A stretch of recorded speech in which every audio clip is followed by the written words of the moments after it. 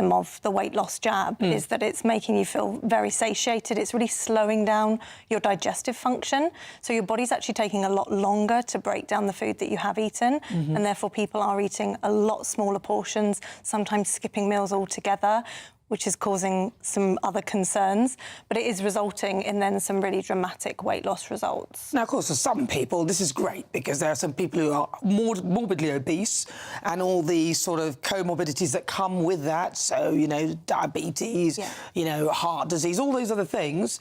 These tablets or these injections are helping people to avoid those. But what are the costs that it comes with? Yeah, I think this is what's really important to talk about, the fact that we do know that there are other comorbidities when people are living in larger bodies, but actually when it comes to using any medication, we've got to use it as a tool and not as it's the only thing we do and we carry on regardless. With these weight loss medications, the side effects that we're seeing and the side effects that are continuing to be listed become more and more concerning. So there are fairly sort of everyday, sometimes too often normalised side effects such as nausea, reflux, gastritis, diarrhea, constipation. There is way too much normalisation around those side effects happening. And of course, reflux can be quite dangerous because of esophageal cancers. Absolutely. And also rotting of teeth. Yes. And also affecting the vocal cords, and that sort of thing can lead to certain cancers, can't it? Yeah, absolutely. All these side effects are the body trying to let us know that it's struggling and it's not doing as well as it would like to do. But we've also got other more concerning side effects such as pancreatitis, gallstones. We're seeing a rise in gallbladder removal surgery, potentially some issues with the kidneys if dehydration becomes an issue as well. GB News, the People's Channel. All too often, people will be sitting at home watching a press conference live and they'll hear loads of questions being asked and they'll be thinking, that's not my question, that's not my concern. We don't care whose feathers we ruffle. We ask the questions that you want answering. You're all standing on the street protesting and want to have an open discussion. My name is Patrick Christie's. I do a show for GB News in the UK. Is it possible to talk to you quickly? Journalism in this country has been a cosy world full of groupthink until now. Well, this is the best view ever of Whitehall, looking out across all the tractor drivers of England who've come together to make their point. Hello, so as you can see, I'm here in Westminster as the protest begins. Yes, I'm very much in the thick of it. Look, we're challenging narratives here at GB News, and that's what sets us apart.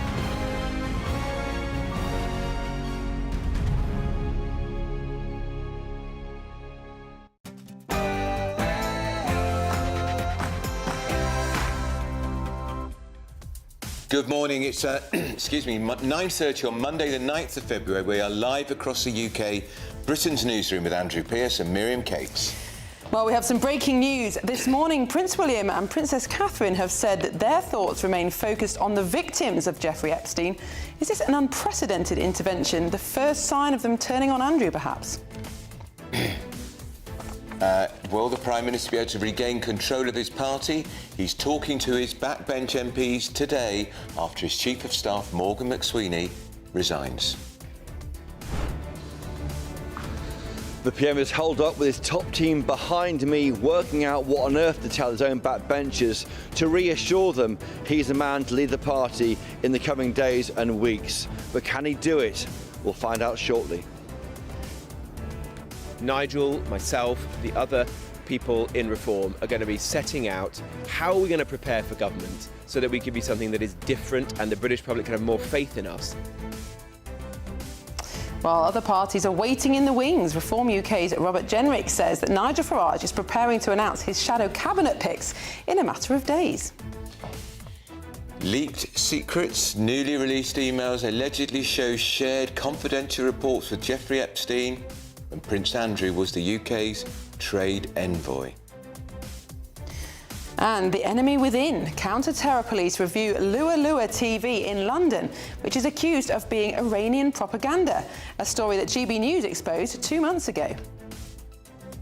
What did his trip achieve for Jimmy Lai? Nothing. Good question, because breaking overnight, Hong Kong has jailed the British citizen Jimmy Lai for 20 years after China accused him of being a national security threat. Questions this morning whether the Prime Minister should have done more to help Mr Lai on that very recent visit to China.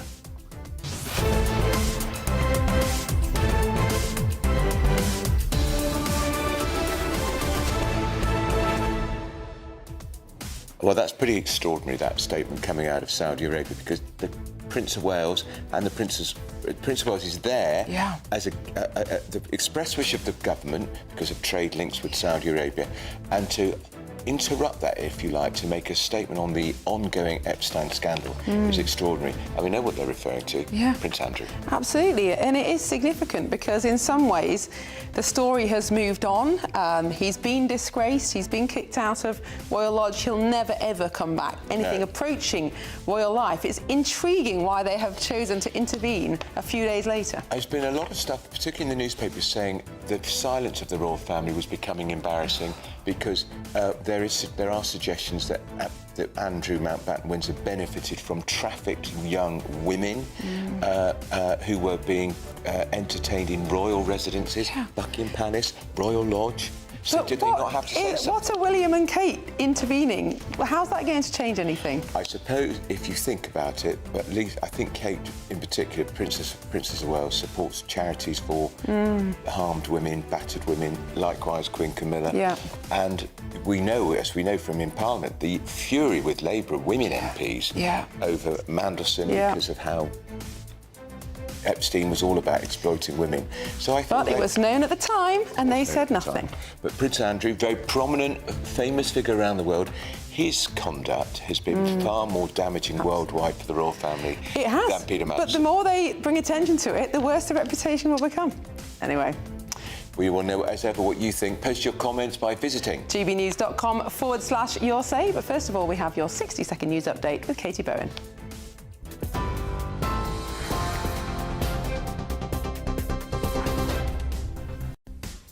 Good morning. The headlines at 9:33. Kensington Palace say the Prince and Princess of Wales are deeply concerned by the continued revelations from the Epstein files, adding that their thoughts remain focused on the victims.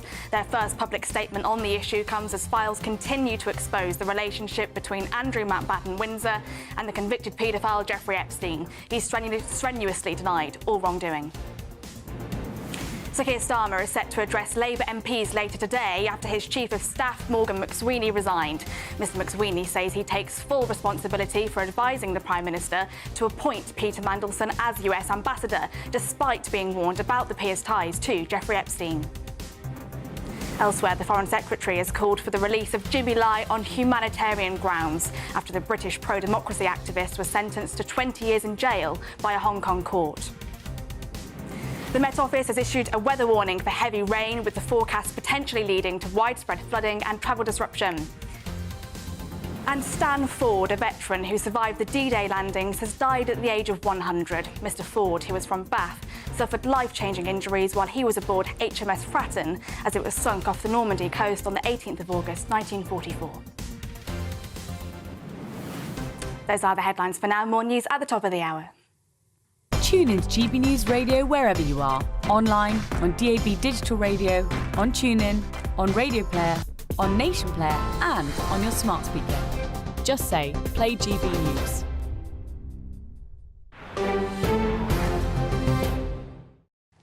Hello, good morning and welcome. You're watching and listening to Britain's Newsroom. We're live across the United Kingdom on GB News with Andrew Pearce and Miriam Cates. Well, extraordinary breaking news. Prince William and Princess Catherine have issued a joint statement about what it's effectively about Andrew Mountbatten Windsor and Jeffrey Epstein. A Kensington Palace spokesperson said the Prince and Princess of Wales have been deeply concerned by the continued revelations. Their thoughts remained focused on the victims. Now, I think that's hugely significant because on foreign trips, it's normally about the foreign trip. They're concentrating, they're meeting their Saudi host. They don't want it to be hijacked or overshadowed by things going back domestically. There'd been a lot of stuff in the papers at the weekend from people saying, when are we going to hear something from the royals? Because apart from Prince Andrew's appalling interview with Newsnight back in 2019, where he expressed no regret whatsoever about the victims of Jeffrey Epstein, and we've had a couple of begrudging statements. There's been nothing. But do you think we're now approaching something like mob rule? Because nobody thinks that William and Kate approve of Andrew or Epstein. If the press and the public demand something loud enough, does that mean people will come out and do what they're told? It's the same with Morgan McSweeney. It's like the mob standing outside number 10 and demanding his head. And they've shouted for long enough and they've got it. I am worried that nobody in public life is willing to stand up against the mob anymore. I mean, just talking about Prince, you say, does anyone think that Prince William and Princess Catherine had any time for Prince Andrew? Just remind you, when they were at the funeral of the Duchess of Kent, look at this picture. Look at, if you listen on the radio, Prince Andrew is trying to talk to Prince William, who looks like he's trodden in something unpleasant. He's keen to get away. I don't think anyone can accuse them of sympathising with Andrew or Epstein, but obviously they felt it necessary to come out and make that statement. Be interesting if we ever find out who's advised them to do that and why. Yeah, and they've said of course, what could happen now is, of course, when they're out and about, the royals are going to be challenged every time by the press. That's true. They will be asked. And every time anything else happens, until they've made a statement, they'll be hounded. Well, Prince Edward was challenged about yes, it only of course. last week. Let's talk to the royal historian, Alexander Larman. Good morning to you, Alexander. Good morning. Good morning, Andrew. Well, it's an interesting time, isn't it? It certainly is. And I was surprised when I heard the statement was coming. I thought, is there some mistake? He's on a royal tour overseas, representing the government. It's all about trade, improving links with Saudi Arabia, not about talking about the appalling antics of Prince Andrew, which is effectively what the statement is about. Well, it's a very interesting statement because it's very brief. And at first glance, I saw it and I thought, it's not actually saying anything, is it? I mean, all it's doing is it's a couple of sentences which appear to have been put out there very much to, as you say, forestall the line of questioning he's going to be faced with in Saudi Arabia otherwise. And that trip is a very important trip for Britain and the royal family, and this is awful timing. This is the last thing they want to be happening. But what I then did was actually looked at the statement slightly more carefully, and actually what's very interesting is, lest we forget, I mean, the royal family are really, really good at putting out statements that say a lot more than they appear to. I mean, who could forget recollections may vary? And in this case, the fact that he says, I think it's continuing rather than continued revelations, which is even more damning, because obviously what everybody believes, and there may be some greater knowledge of this than we currently possess, there is more to come out about Andrew. We know this. I mean, for instance, this morning's splash about how he may well have leaked trade envoy documents, which is exactly the same thing that Peter Madson's got into such trouble about. And the fact that this has then been put next to this statement of solidarity with victims of abuse, I think is actually incredibly damning, because obviously what you are saying, although not in so many words, is we believe that this figure, who was at one point Councillor of State, the King's younger brother and so forth, was somebody who was practising abuse. We believe there is more to come out about it. It's absolutely damning. And of course, that's what we often find with the royal family, that things that you see and you think, oh, it's not saying very much. If you take a step back and you actually try and read it a bit more carefully, you can see that essentially, just as the King and the Queen said last October, when they said our sympathy continues to be with victims of abuse, it is absolutely clear that nothing would be happening unless they were convinced that Andrew was guilty of everything he'd been accused of, and that sooner or later there is going to be some kind of criminal investigation launched. And I think that is going to be the point at which matters with the royal family are going to accelerate beyond the point that any of us can understand. So do you think, Alexander, then, that one of the purposes of making this statement is that when they are inevitably questioned during this tour and afterwards, they can refer back to that and said, well, we've made our comment, we refer you to our statement of the 9th of February? Yes, I mean, obviously it's a difficult issue because you don't want to be seen as being evasive and you don't want to be seen as not being over all the detail. But something like this statement, it's a very good opening line, because obviously what you can say here is, we know exactly what's going on. We believe there's more to come out. And all we can do, as people who are not involved in any of this stuff, all we can say is we have utmost sympathy for anyone who was caught up in this web. Because, yes, I mean, you could have written a longer statement. You could have said, we wish to disassociate ourselves from Andrew. We were not involved with Epstein, and we think anyone who was showed a shocking lack of judgment. But you don't need to, because ultimately the royal family is not a public information service. It is not constantly putting out bits of detail here and there. You have to have one statement, one terse statement, which is quite a memorable statement, and then stick to that. And Alexander, some people will still say that the fact that it's just decades of habit, I call him Prince Andrew, that Andrew Mountbatten Windsor is still sixth in line to the throne, and that this succession question has to be fixed. The King has shown, I think, been pretty brutal in taking away the Duke of Edinburgh, the Duke of York title, Prince Andrew title.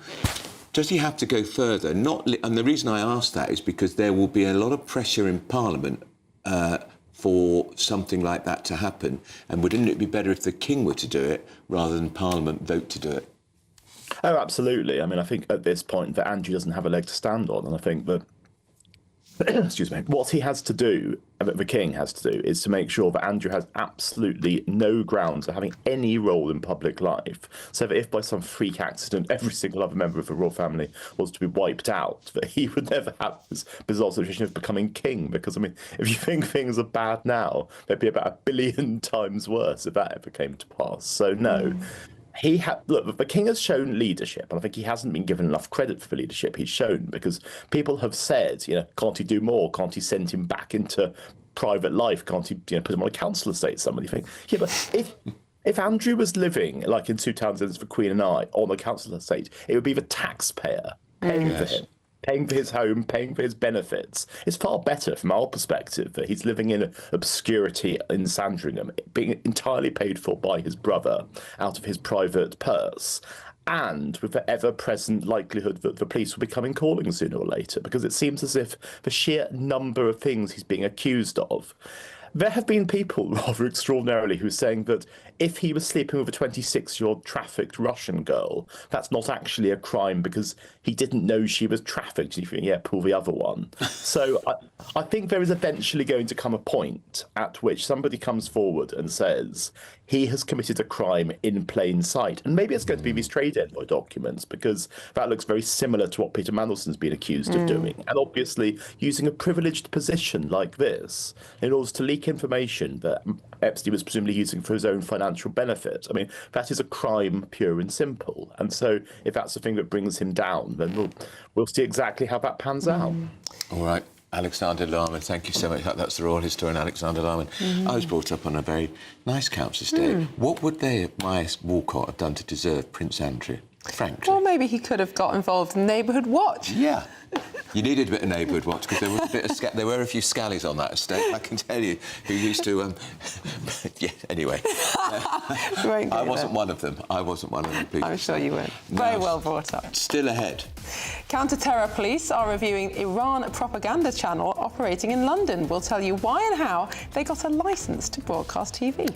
But up next, Sir Keir Starmer is going to try to rally support from Labour MPs today. It's a weekly meeting with his parliamentary party. He's lost his right-hand man, his shelter, really, Morgan McSweeney. Can he carry on? I think he can, and I think he will. Well, I think what he needs to do is go in search of some holiday sun. And just to help him out, here's the forecast for our top European destinations.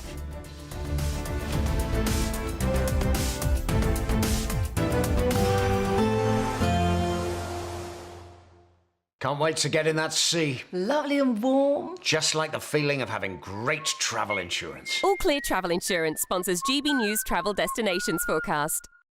If you think it's been wet in the UK of late, then do spare a thought for Portugal and Spain. Here we've got further very heavy rain on the way on Tuesday, particularly for Portugal, where flooding is a real concern. It will also turn very windy once again for a time. The central Med, though, seeing the driest conditions with a few brighter interludes for parts of Italy. The Balkans, though, Greece and Turkey will stay fairly unsettled and changeable with showers or longer spells of rain, perhaps even some thunderstorms for Santorini by the end of the week. Sunniest for Tenerife. All Clear Travel Insurance sponsors GB News Travel Destinations Forecast. At GB News, we love to hear from you, our loyal community. So drop us a line at gbnews.com/yoursay. There you can talk to each other and also to the presenters live on air. gbnews.com/yoursay, because GB News is your channel, Britain's news channel. GB News Breakfast, every day from 6 a.m. Go to Football Safety app is obviously does exactly what it says on the tin. You're going to a football match, and you got to remember football doesn't start when you're actually in the stadium. It starts when you leave your house and you're going to a game. So you can report in stuff, whether you're on a train, whether you're travelling, whether you're walking to a stadium, anything that's happening in and around you. We all know that sometimes it can get a bit rowdy on the trains. I've been there before, stuck on the train before, and sometimes you struggle to report it. This is a way of reporting what's going on and reporting it to police. And Emile, have you ever been a victim of all of this? Well, I've obviously had racial abuse at stadiums while playing, etc. You know, you know what's sad? The fact that you said obviously. Yeah. You know what I mean? That's just awful that it's obviously. The interesting thing with that is I made my debut at 17. And we know what's going on, we see it, I've had it, and by the time I was finished, when I was playing, I was thinking, by the time I finish playing, it will change. It probably hasn't, it's probably just morphed into something else. We have the ability to get a hold of anyone, any time in our hands, with our mobile phones, with social media, with the social media companies. So it's just morphed into something else where we get a lot of abuse. We see it with the lads playing in the missing penalties, and then suddenly they're getting abused, etc. But that's still happening in the stadium, and it's not just racial abuse, it's bullying, it's sexual harassment, it's all sorts of harassment. And all these things would qualify to be reported. In the app. You basically just report, you can just click a button and it's instant. GB News, the People's Channel. Join me, Nana Okoye, for an informative, interactive news programme with a difference. It's fun. No, he didn't say that, Dave. I'm so surprised. I think there's an element of truth to that. Join me from 3 p.m. every weekend, only on GB News, Britain's news channel. In the GB Newsroom, we bring you the news as it happens. With our team of dedicated journalists across the UK. We're ready to keep you up to date with what's happening every half an hour, every single day.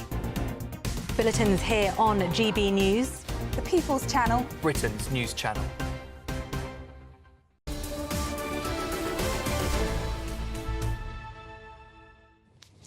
It's 11 minutes to 10. You're watching and listening to Britain's Newsroom on GB News. Prime Minister is no understatement. Yet again, he is fighting to save his premiership after the departure of his closest ally, the man who got him the leadership, helped him win the general election, Morgan McSweeney, who's been replaced by Jill Cuthbertson and Vidya Alexan. So that's two joints of staff. That's a recipe for disaster as well. Well, they've said the job is too big for one man, so they've given it to two women. Two women, yeah. I'm really worried about this, Andrew, because I think the Labour Party are falling into exactly the same trap as the Tories who brought down Boris Johnson. And you might not like Boris or think he's a perfect Prime Minister. You might not like Starmer. He's not a popular Prime Minister. But both men were the ones who won the general election. With big victories. Big majorities, absolutely, in both cases.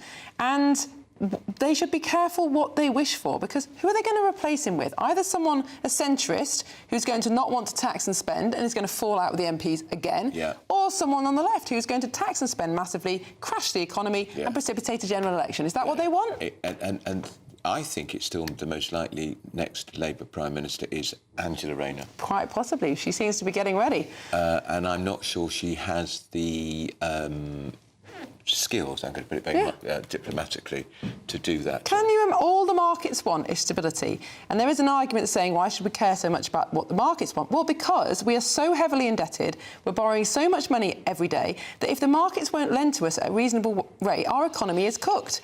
And how do you think the markets are going to respond to an Angela Rayner Prime Ministership? They will not like it. I don't think they'll see it as stable somehow. No. Well, let's talk to somebody who's very stable. That is our political editor, Chris Hope, who is in Downing Street. Chris, we've seen this before, but doesn't this feel like the end of days of the Conservative Party all over again? Andrew and Miriam, morning. It really does. Watching the PM leave here, go to meet their backbenchers. Reminds me very much of Theresa May after the May 2019 European elections when she went to that 22 meeting, didn't she? Maybe Miriam was there, I don't know. And at that meeting, Theresa May set out her timetable for leaving. Is that what the Prime Minister, Sir Keir Starmer, will do tonight? We don't know. There's so much in play here. He's lost his political eyes and ears in Morgan McSweeney. Those two were joined by an umbilical cord. I mean, just last Wednesday in Prime Minister's Questions, the PM said he is central to my operation. That's Morgan McSweeney. He said that Morgan McSweeney to help deliver that majority you're talking about there in July 2024. It's extraordinary that barely 18 months later we're talking about the end of Sir Keir Starmer, but that's where we are. He's holed up in a building behind me with Darren Jones, the Chief Secretary to the Prime Minister, working out what to say to us, what to say to his MPs, how to convince us he can take this party forward, because at the heart of this is a question about his judgment. Why on earth did he appoint Peter Mandelson? Yes, you make a case for why he's appointed to that role of UK ambassador to Washington, former trade commissioner, knows rich businessmen, can deal with someone unpredictable like Donald Trump. But also there was the Jeffrey Epstein affair bubbling away. The Financial Times first report that he stayed in his house in New York, of course, and other links too. And the PM, of course, isn't just a member of the public like you and me. He has control over MI6, MI5, vetting processes. Why weren't those checks made? It is extraordinary we are where we are. I should say that in number 10 right now, there's an A350 British Airways flight simulator. I wonder if the PM might try and practice a smooth landing later. Does it feel bunker mentality there, Chris? Well, I mean, staff are arriving. I mean, no one's smiling, but they've been arriving all morning. You know, it's hard to judge. I'm not in the room. The PM is in there with Darren Jones, his Chief Secretary, to work out what to say. It definitely does feel in the air that there's a feeling of crisis, bunker mentality. That how can the PM get out of this hole? The one thing keeping him there, I think, though, is it's not obvious who might replace him, because Wes Streeting isn't very popular with backbench Labour MPs. He's quite closely allied to Peter Mandelson. Angela Rayner, well, just 5 months ago this weekend, Lauren Magnus said that she broke the ministerial code. How can she get Chris, I'm really sorry. We're going to have to leave it there, Chris, because we are at the top of the hour. I'm not sure you can hear us, actually, but we'll have much more from Chris later. Don't go away. Lots more news coming on Britain's Newsroom. This is Britain's Newsroom on GB News.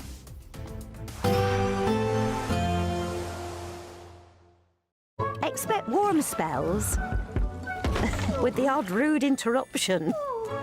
Box Boilers sponsors the weather on GB News. Good morning and welcome to your latest GB News weather update from the Met Office. There's further wet and windy weather on the way through the course of today for some of us, but in the east it should turn a little bit brighter by this afternoon with some sunny spells. But certainly a fairly cloudy, drab start to this morning for many. Quite a lot of low clouds, so some mist and fog over the high ground. Bits and pieces of rain and drizzle here and there, but most persistent across the northeast of England and eastern Scotland, where it will be another fairly breezy day, particularly for the Northern Isles. Out across Wales and the southwest, a band of heavy rain pushing in for this afternoon. As well as that, it will turn windier as well. But mild in England and Wales, 10 or 11 degrees Celsius. Into this evening then, those southeasterly winds continue to freshen, particularly across southwest England, so bringing some fairly large waves onto coasts. And the heavy rain will fall on saturated ground, so we do need to keep an eye on the potential for some flooding if you are travelling this evening. Some rain for Wales too, and also for Northern Ireland, but a bit more changeable and hit and miss across Scotland. Some dry interludes to end the day, but across the very far northeast, still quite windy for Shetland and Orkney and quite wet as well. Through this evening, the rain continues to migrate its way slowly eastwards across central southern parts of England, into parts of the Midlands and southeastern England, but tend to break up and turn a bit lighter as we go through the overnight hours. Otherwise, quite a lot of cloud around tonight, some showery rain in places, most persistent across northeast Scotland once again, but mild underneath the cloud cover, 6 or 7 degrees, the lows for most of us, the odd pocket of frost perhaps in northwest Scotland. But here, it will be actually quite a bright start to the day on Tuesday, and the Outer Hebrides could actually hold on to quite a bit of sunshine for much of the day. Elsewhere, though, a lot of cloud once again, some showery rain at times, most persistent in north-east Scotland, and then further rain pushing into Wales and south-western and southern parts of England through the afternoon, potentially bringing some flooding in places. A mild day, though, in the south, 10 to 12 degrees, windier and colder in Scotland. Expect warm spells with the odd rude interruption. Boxed Boilers sponsors the weather on GB News. Thank you for making us Britain's #1 news channel. Together, we have built something truly extraordinary.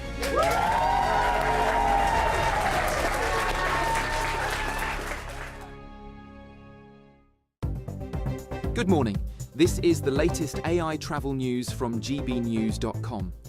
On the A19 southbound at Stockton-on-Tees, all lanes are shut between the A1027 and the A1046 after a crash, with 20-minute delays. On the M1 southbound near Luton, one lane is closed between Junction 11 and Junction 10 following an earlier collision. There is also a lane closed on the A23 northbound in West Sussex, between the A272 and the M23 after an incident. And on the trains, Avanti West Coast has disruption around Watford Junction, and Great Western Railway reports disruption on some routes. For more travel news, go to gbnews.com. You could win cash and the ultimate holiday in our two-part Great British giveaway. Thanks to Riviera Travel, you could be jetting off on a £10,000 dream holiday for 2 people. With flights, transfers and luxury accommodation included, you'll get to choose the kind of holiday you want. Plus, we're going to give you £30,000 in tax-free cash. For another chance to win, text WIN to 63225. One entry costs £2.50 plus one standard network rate message. Or text BONUS to 63225. 5 entries cost £5 plus one standard network rate message. Go to gbnews.com/win. Entries start at £2.50. Call 0903 686 3232. Calls cost £2.50 plus your network access charge. Or post your name and number to GB19, PO Box 8690, Derby DE1 9TT. UK only. Entrance must be 18 or over. Lines close at 4 p.m. on the 27th of February. Please check the closing time if listening or watching on demand. Good luck. Mornings don't have to be tiresome, especially if you have the right company. Wake up to news as it happens, opinion and debate, and of course, a little bit of entertainment too. Because when the kettle's on, we're on.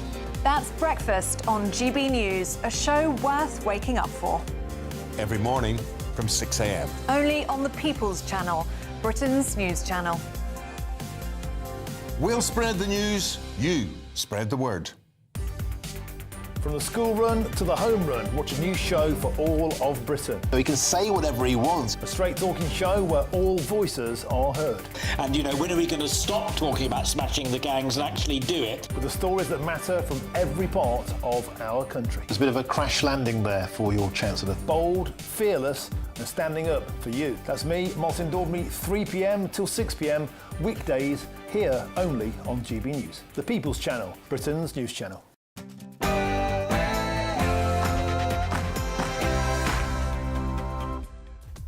Good morning, it's 10 o'clock on Monday the 9th of February. We are live across the United Kingdom. This is Britain's Newsroom with Andrew Pearce and Miriam Cates. Breaking news this morning, Prince William and Princess Catherine say their thoughts remain focused on the victims of Jeffrey Epstein. An unprecedented intervention, the first sign publicly of them turning on Andrew Mountbatten-Windsor. And more leaked secrets. Well, new released emails allegedly show shared confidential reports with the paedophile Jeffrey Epstein when Andrew was the UK's trade envoy. Can the Prime Minister regain control of his party? He's addressing his MPs later today after the resignation of his Chief of Staff, Morgan McSweeney. I'm live in Downing Street. In the building behind me, the PM is there, hunkered down with his key team. What would he say to MPs tonight to convince them to back him and take the party forward in the next weeks and months? Nigel, myself, the other people in Reform are going to be setting out how are we going to prepare for government so that we can be something that is different and the British public can have more faith in us. Well, Well, some politicians are waiting in the wings. That's Reform UK's Robert Jenrick, who says that Nigel Farage is preparing to announce his cabinet in a matter of days. The enemy within. Counter-terrorism police review Lula TV in London, which is accused of being Iranian propaganda. This was a story exposed by GB News 2 months ago. What did his trip achieve for Jimmy Lai? Nothing. Yes, that journalist has been jailed. Breaking news overnight. Hong Kong has jailed British citizen Jimmy Lai for 20 years after China accused him of being a national security threat. Questions this morning are being asked about whether the Prime Minister could have done more to help Mr. Lai on his visit to China. And with sky-high student loan interest repayments, we're looking at why some young people are now turning to apprenticeships. Well, tens of thousands of electricians are needed in Britain. So today, to mark National Apprenticeship Week, I'm on a construction site and I'm going to be chatting to apprentices who are trying to bridge that skills gap.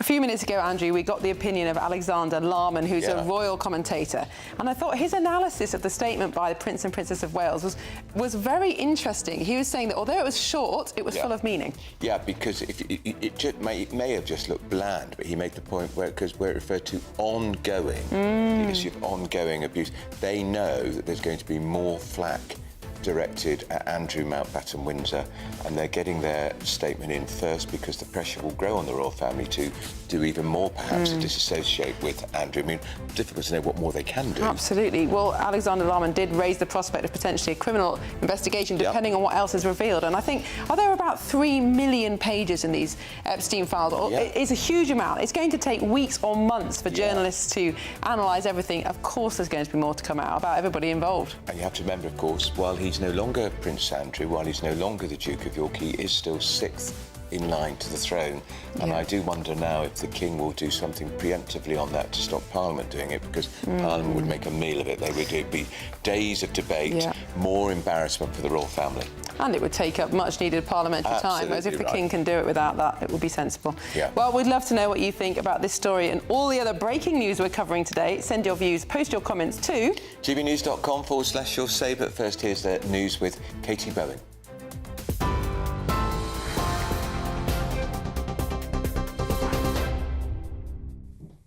Miriam, Andrew, thank you and good morning. The headlines at 4 minutes past 10. Kensington Palace say the Prince and Princess of Wales are deeply concerned by the continued revelations from the Epstein files, adding that their thoughts remain focused on the victims. Their statement comes as files continue to expose the relationship between Andrew Mountbatten Windsor and the convicted paedophile Jeffrey Epstein, with some calling on Andrew to give evidence to an American inquiry. Mr Mountbatten Windsor has previously apologised for his past ties with Epstein, but has strenuously denied any wrongdoing. The first public comments from William and Catherine on the issue come as the Prince of Wales is in Saudi Arabia today, his first official visit to the country. The two nations are approaching a century of diplomatic relations and are now working on partnerships in trade and energy. Elsewhere, Sir Keir Starmer is set to address Labour MPs later today after his Chief of Staff, Morgan McSweeney, resigned. Mr McSweeney says he takes full responsibility for advising the Prime Minister to appoint Peter Mandelson as US Ambassador, despite being warned about the peer's ties to convicted paedophile Jeffrey Epstein. GB News understands that Sir Keir Starmer and Morgan McSweeney both decided that it was the right time for his now former Chief of Staff to resign. Jill Cuthbertson and Vidya Alakason have been appointed acting Chiefs of Staff with immediate effect. Labour MP for Rugby, John Slinger, spoke to GB News Breakfast. It's clearly been a very difficult time. It's been a difficult, not just few days, but difficult few weeks. But the Prime Minister, I'm very confident, will come out of this strong, and we're going to see that over the coming days. And if you think of Morgan McSweeney, he's someone who's spent an awful long time working day in, day out, probably 7 days a week, trying to get the Labour Party into shape, working for the Prime Minister, getting us ready to fight an election, running a campaign, that won the election, and then at the Prime Minister's side, I don't think at all they think of it as a game. In other news, the Foreign Secretary has called for the release of Jimmy Lai on humanitarian grounds after the British pro-democracy activist was sentenced to 20 years in jail by a Hong Kong court. The 78-year-old campaigner and journalist was found guilty of 2 counts of conspiracy to collude with foreign forces and 1 count of publishing seditious materials in December last year. Mr. Lai has been detained since late 2020. He denied all of the charges against him. Yvette Cooper has described the sentence as tantamount to a life sentence, pledging to engage further with authorities in Hong Kong. It comes after the Prime Minister's visit to China at the end of last month. The Met Office has issued a weather warning for heavy rain, with a forecast potentially leading to widespread flooding and travel disruption. The yellow rain alert will be in place from midday today, with the warning area covering parts of southern England and Wales. 10 to 15 millimetres of rain is expected, and some areas will be exposed to strong southeasterly winds. 104 flood warnings are in place, mostly covering the southwest and the Midlands. The Prime Minister has vowed to unlock opportunities for young people across the country at the start of National Apprenticeships Week. The government is set to pilot a university clearance-style system for apprenticeships, where near-miss applicants who don't secure their top choice will be redirected to similar opportunities in their area. Firms across the country have announced a range of new training placements to mark the launch of the week. And Stan Ford, a veteran who survived the D-Day landings, has died at the age of 100. Mr. Ford, who was from Bath, suffered life-changing injuries when he was aboard HMS Fratton as it was sunk off the Normandy coast on the 18th of August 1944. He's been described as a man who lived a life of profound service and courage, and who dedicated himself to keeping alive the memory of his fallen comrades. Those are your latest GB News headlines. Now let's go back to Andrew and Miriam. Tune into GB News Radio wherever you are. Online, on DAB digital radio, on TuneIn, on Radio Player, on Nation Player and on your smart speaker. Just say, play GB News.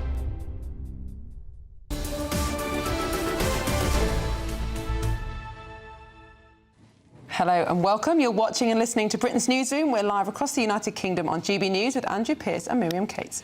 Well, the Prime Minister, it's no understatement to say, he's fighting for his political life after the resignation of his closest ally and human shield, frankly, Morgan McSweeney. Well, today the Prime Minister is going to address his MPs in an attempt to keep them on side. Question is, though, who would replace Starmer if indeed he is forced out? And what we're doing today? The usual.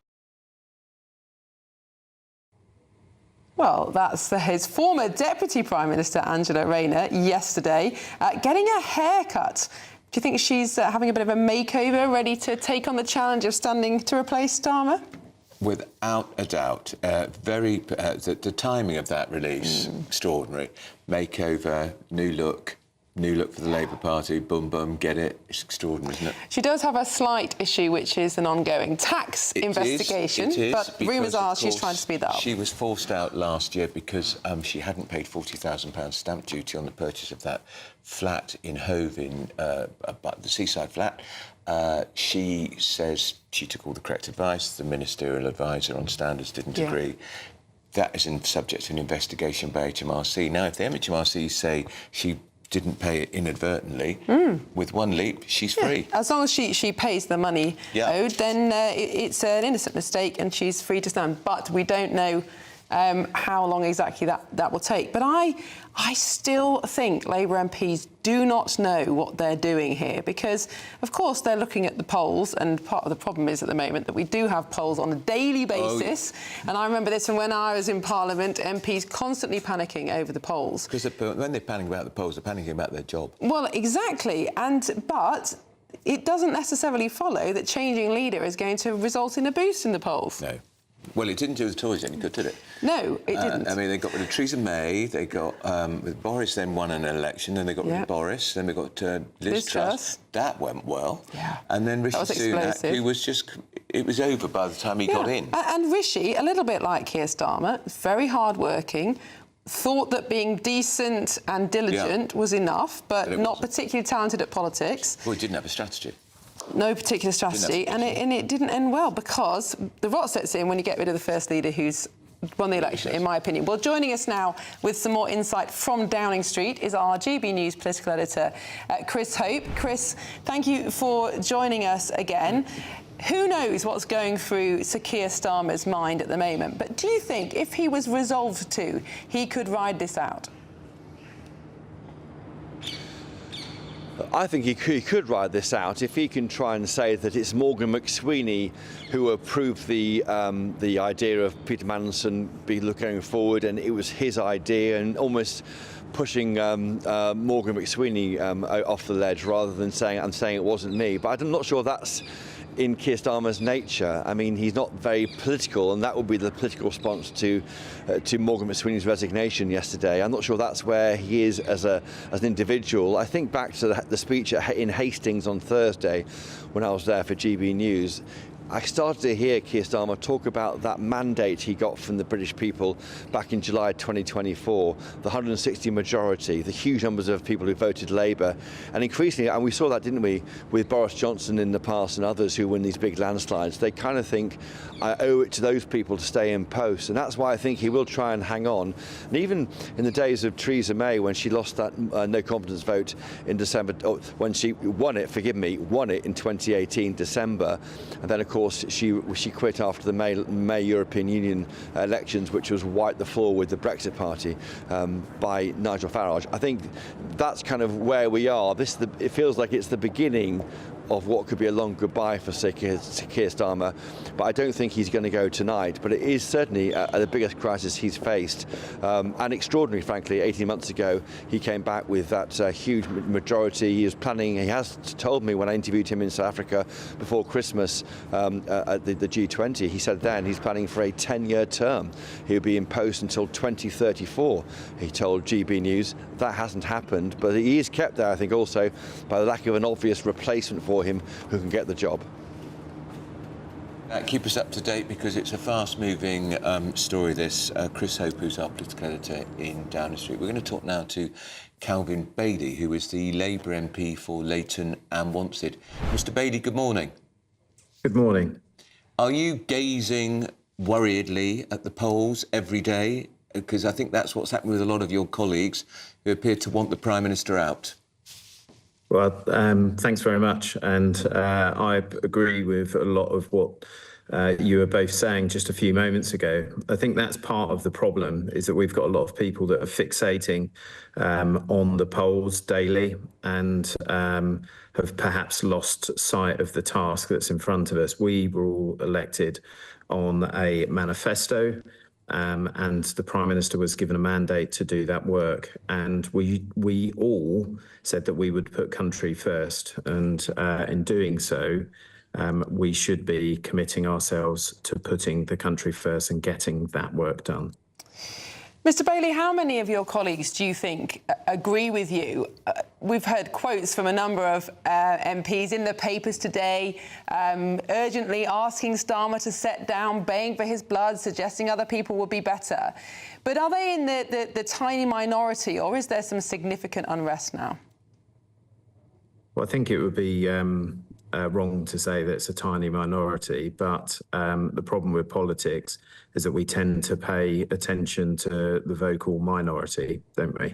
And part of the reason why I chose to speak out is that there is a large majority like myself that entered politics and this parliament to fix the country. And we are very clear and focused about doing that.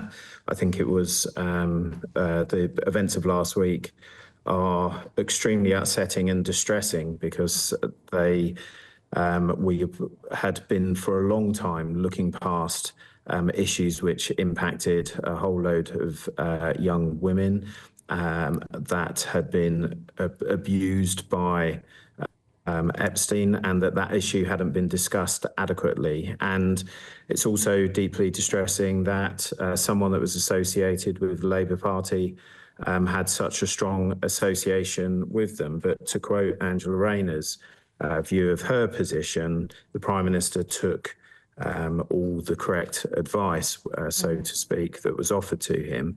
And it's important now that we go about making sure that the advice given to those senior members of our party is correct. And that's why Morgan McSweeney put as the second half of his letter that was something that needs to be addressed.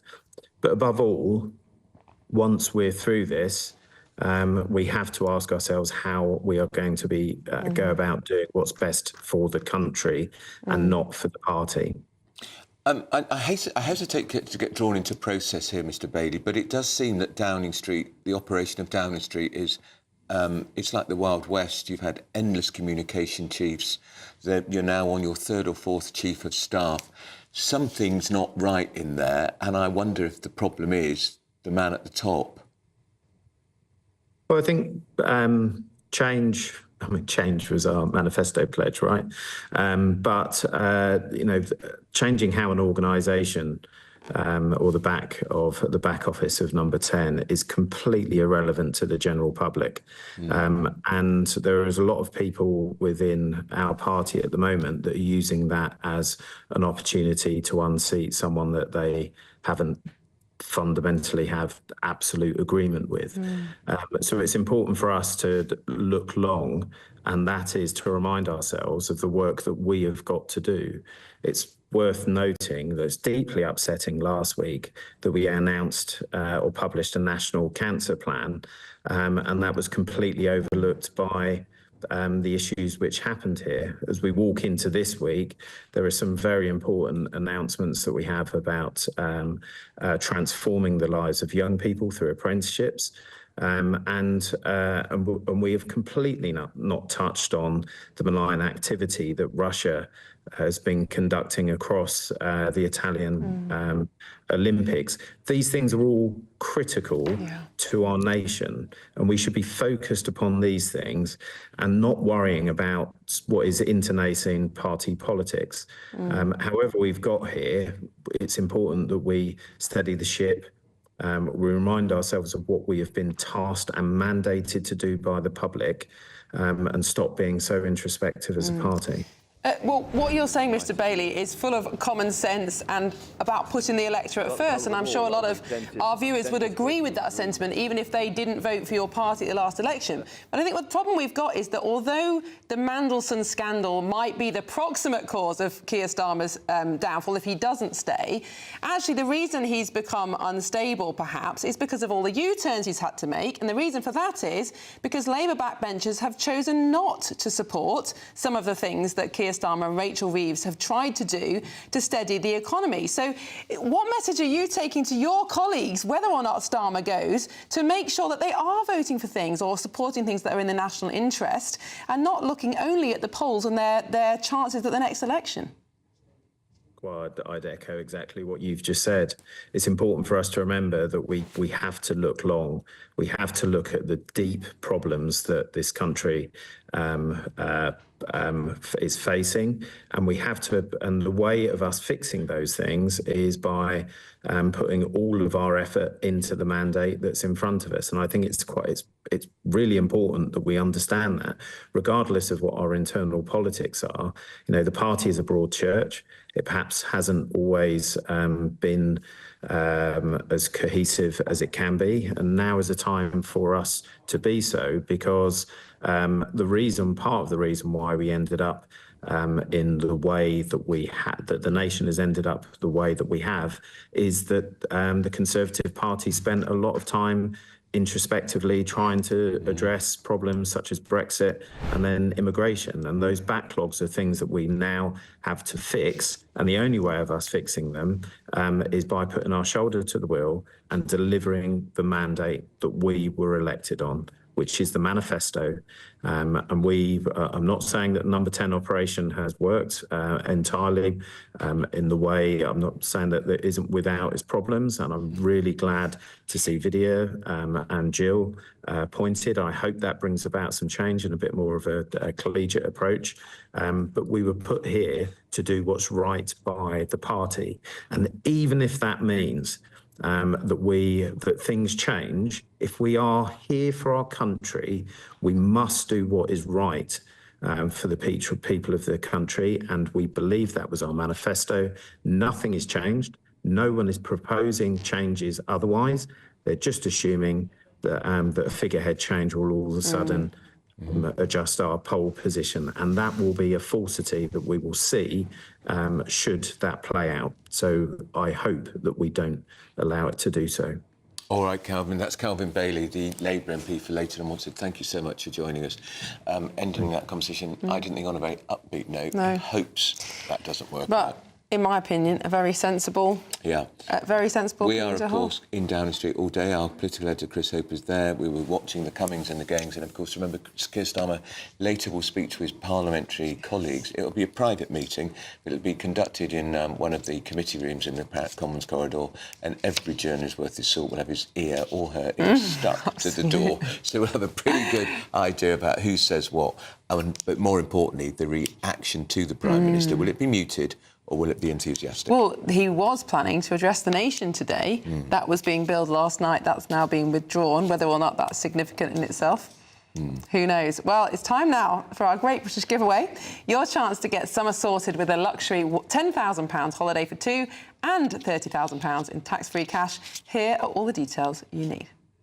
You could win cash and the ultimate holiday in our two-part Great British Giveaway. Thanks to Riviera Travel, you could be jetting off on a £10,000 dream holiday for two people. With flights, transfers and luxury accommodation included, you'll get to choose the kind of holiday you want. So whether you're looking for hotel comfort or on a relaxing river cruise, you'll be able to find the perfect match from over 30 global destinations on offer. And because the holiday is handpicked with you in mind, you know it's going to be perfect. Plus, we're going to give you £30,000 in tax-free cash to spend however you like. Your summer can start here, so make sure you don't miss out. For another chance to win, text WIN to 63225. One entry costs £2.50 plus one standard network rate message. Or text BONUS to 63225. 5 entries cost £5 plus one standard network rate message. Go to gbnews.com/win. Entries start at £2.50. Call 0903 686 3232. Calls cost £2.50 plus your network access charge. Or post your name and number to GB19, PO Box 8690, Derby DE1 9TT. UK only. Entrants must be 18 or over. Lines close at 4 p.m. on the 27th of February. The winner may be contacted live after all entry routes have closed. Please check the closing time if listening or watching on demand. Good luck. Well, coming up next, MI5 has issued a stark warning to universities in Britain, and it's all about China, China, China, China, China, China, China, China, China, China. So did you get that? China. We'll be going through that and more with Annunziata Rees-Mogg and Matthew Torbett. This is Britain's Newsroom on GB News. Westminster's full of talk, but out here, it's the real world. Am I allowed to talk now? No, that's it. This is where it matters. Real people and real lives. That's what politics is all about. The fact is Trump made a good start. No. Straight answers, no spin, and just a couple of pints. How many fingers have I ever got up? About 10. So join me for Lee Anderson's Real World every Friday at 7 p.m. only on GB News. The People's Channel, Britain's news channel. I'm Jacob Rees-Mogg and this is GB News, Britain's news channel. GB News Breakfast, every day from 6 a.m. We're sort of all looking on here, hoping this story is right. I think we've all got a little way to go yet, but apparently the Super 60s, we reach our creative peak at the age of 67, so we've all got ages to go. But what's surprising in this report is who's already 67? Madonna, 67. Yeah. Kevin Bacon, Tim Burton, I could kind of understand. Gary Oldman, maybe. But there's loads of people out there that are already in their creative zenith. They're already putting out more than they ever done before. 63% feel more creative than when they were in their 30s. Madonna's past her peak. She's not producing or letting anything else. I'll let you have Liam Gallagher. I'm not letting you have Madonna, Tim. I am. No, Madonna's you're not. Still very raunchy and sexy and somebody that I could... At 67, have you seen the pictures of her recently? Yes, I no have. Absolutely. way. No way. Well, also Paul Weller's in that category as well, and he's still He's producing. super sexy. Yeah. But the report says that at 67, you're obviously mainly starting to retire or take a step back. That's when your creative juices flow. Well, that Gary you take Oldman up something is the new, like epitome learning of a new that. language, going to concerts more. So something to look forward to in your 60s. Well, when we all I think get it's there. very true, because I do think, I mean, speaking from experience, I think that this country is ageist, is absolutely ageist, and sort of our industry is ageist. Which is ironic, because we do have money to spend, you know. We're actually, well, a little bit more than somebody that's Generation X and Z, that only 25% haven't had a drink in the last 12 months. At least our 50, 60-year-olds still drink. GB News, the People's Channel. You want to know what's really going on in the corridors of power? Labour don't know what to do with you half the time, and that makes you quite lethal in the chamber. Get behind the headlines with Chopper's Political Podcast. Join me, Christopher Hope, as I sit down with the great and the good of British politics. We'll see where this ruling takes us. These are the stories shaping our nation. Chopper's Political Podcast, available now on all platforms. Listen in and stay ahead.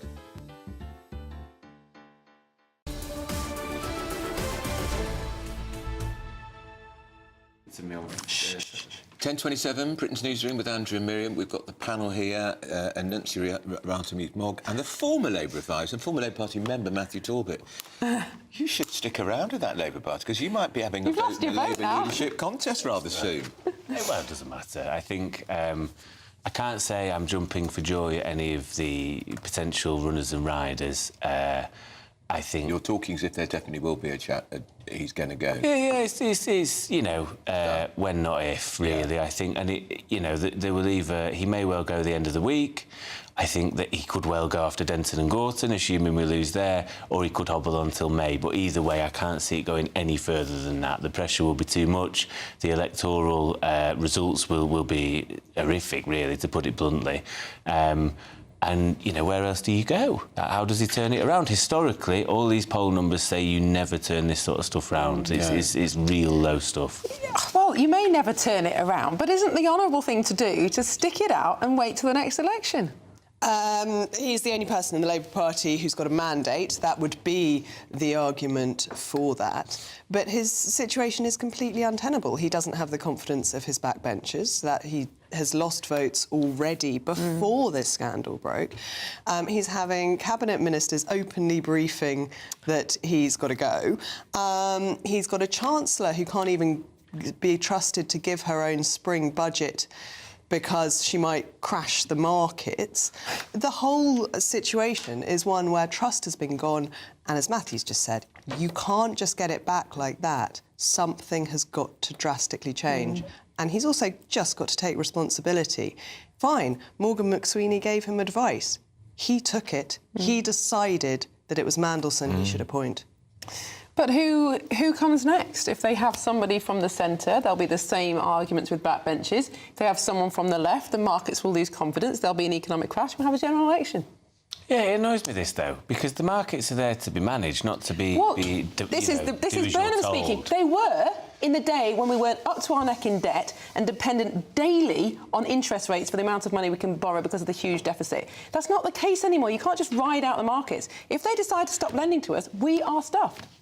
Well, the Americans will bail us out, you know. I don't think so, under Trump. No way. They're the only people that could. No way will they do that. America first. Well, this is where it poses a problem for all leadership candidates. You either elect somebody who is very similar, whether that be Wes Streeting, potentially somebody like Shabana Mahmood, but I don't think she'd get the support. No. But to appeal to the Labour membership, you've got to be offering maybe something slightly more progressive, soft left, whatever that looks like, which would be an Angela Rayner, Lucy Powell. But then the argument would be, well, but you don't have a mandate to do this sort of stuff. Exactly. I suppose I would push back and say we've not had a mandate to do half the stuff we've done because none of it's been in the manifesto, a large part of it. So, and actually nobody really cares. People just plod on. So you'd probably get a year until you probably would have to call one. But just take us through the mechanics of it. So it would require 81 MPs, 20% of the parliamentary party, to put forward a name to replace him. He then could fight on, or he would resign. Yes.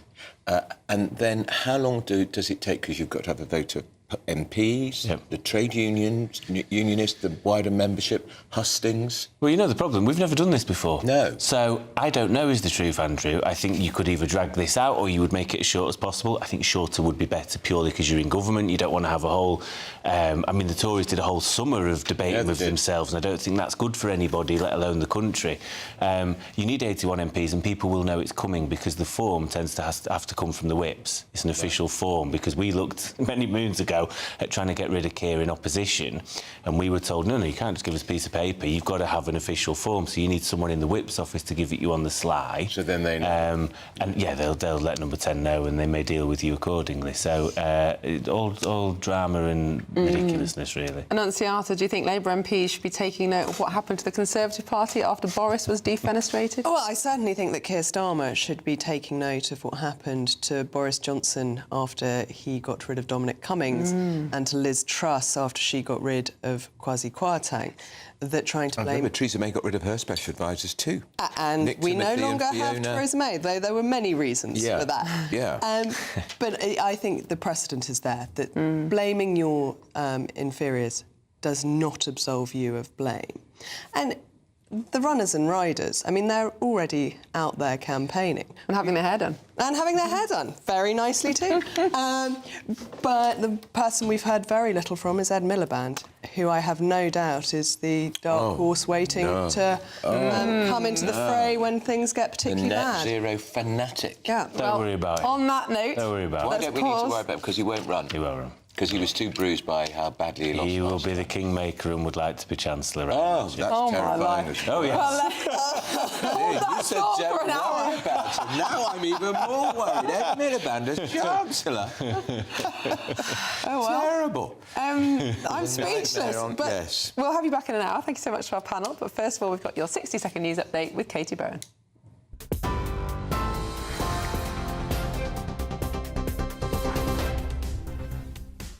Good morning. The headlines at 10:33. Kensington Palace say the Prince and Princess of Wales are deeply concerned by the continued revelations from the Epstein files, adding that their thoughts remain focused on the victims.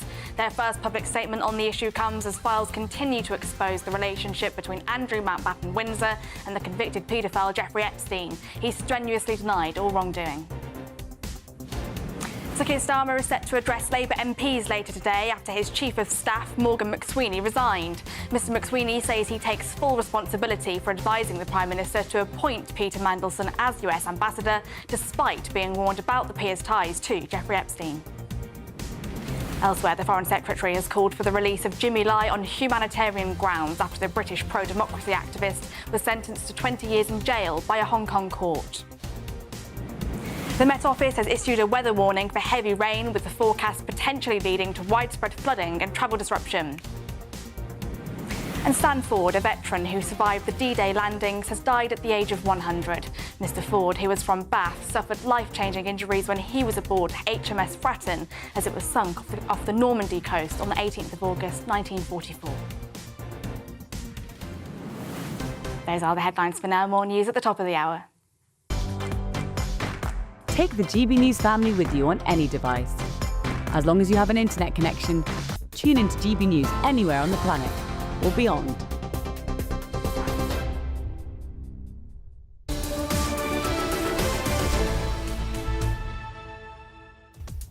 Now, find out why men are more likely to get married after 65 than in their early 20s. Married a second time or a third time, do you think? I don't think it matters. Right. I think the point is that marriage has collapsed among young men. Exactly. This is Britain's Newsroom on GB News.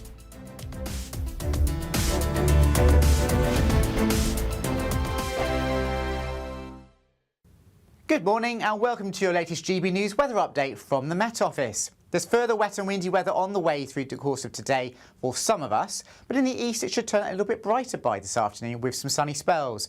But certainly a fairly cloudy, drab start to this morning for many. Quite a lot of low clouds, so some mist and fog over the high ground.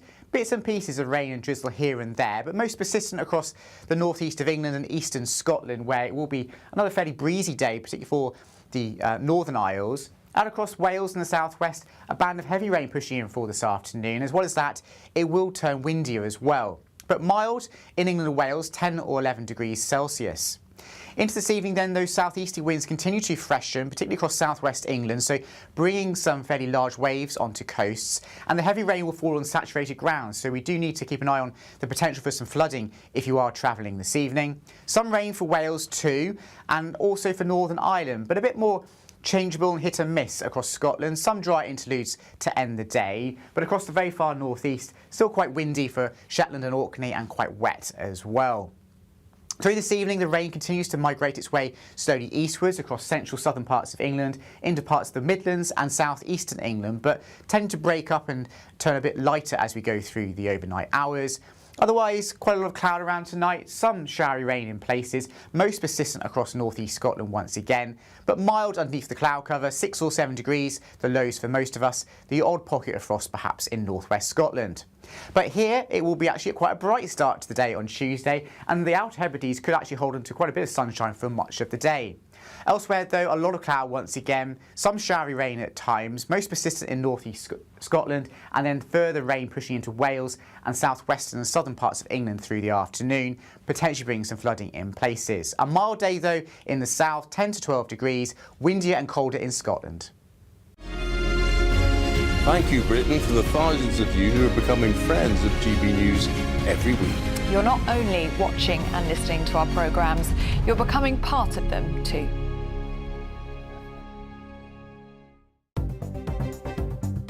Good morning. This is the latest AI travel news from GBnews.com. The M90 is closed southbound between Junction 5 and Junction 4 after a road traffic incident. In Luton, the M1 southbound between Junction 11 and Junction 10 has one lane closed, causing delays of around 20 minutes. In Stockton-on-Tees, the A19 southbound between the A1027 and the A1046 is shut in both directions after a crash, with delays of about 40 minutes. And on the trains, Avanti West Coast is disrupted around Watford Junction, and Great Western Railway is reporting disruption on some routes. For more travel news, go to gbnews.com.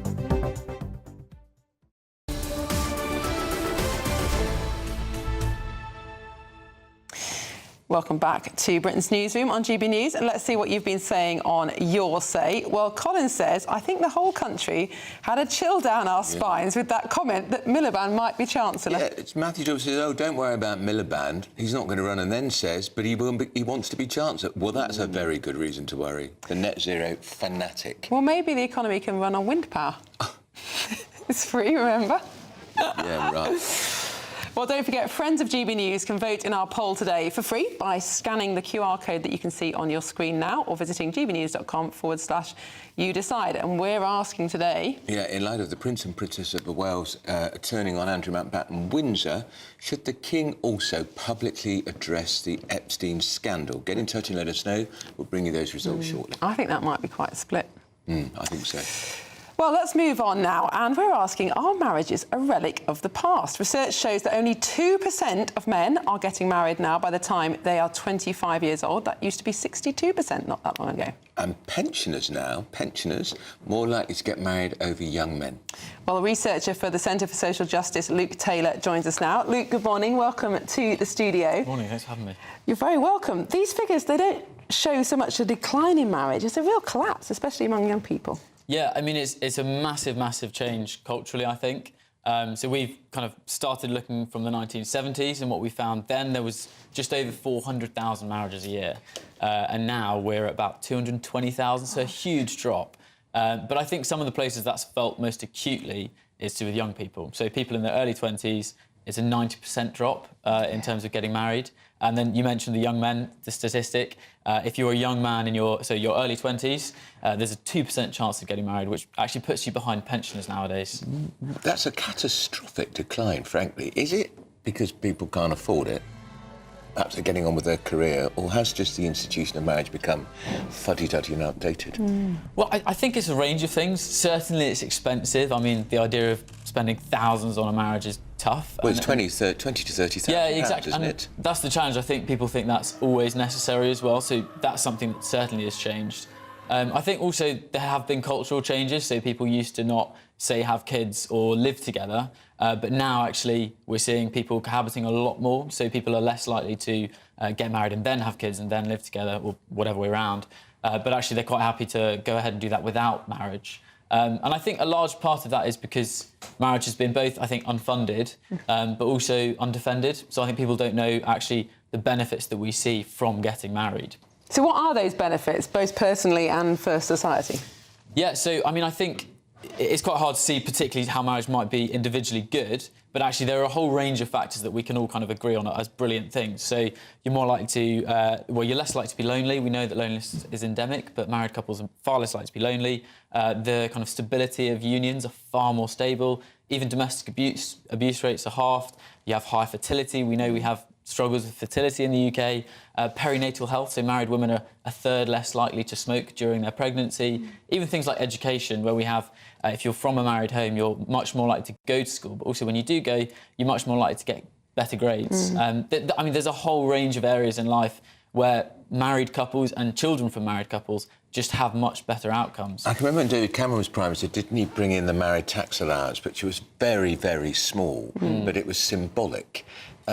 Is there any hope for marriage through the tax system? Is there anything that can be done to stimulate it? Yeah, so what we used to have again in the 70s, we'd see this peak in marriages in March because it was the month before the tax year, the new tax year starts, and people wanted the benefits of being married for the whole financial year. Right. We don't really have the same incentives anymore, so there's definitely things we can do.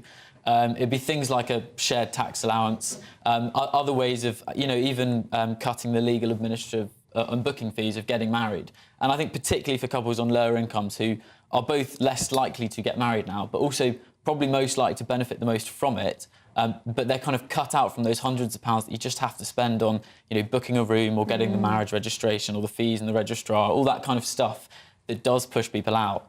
So there is the financial side, but there's also the kind of cultural, social side. If we don't talk about it as being a good thing, people won't be aware, and then why would they do it, right?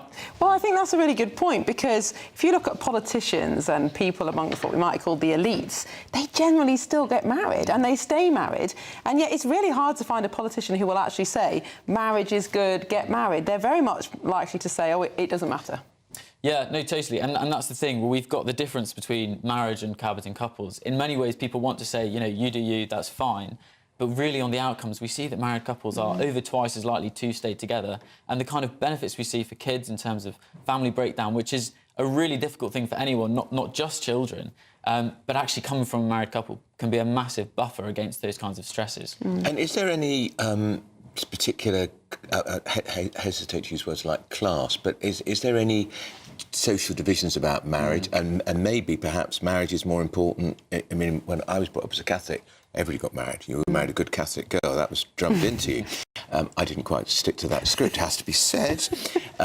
But maybe. But I think in the Muslim community, for instance, marriage is very important.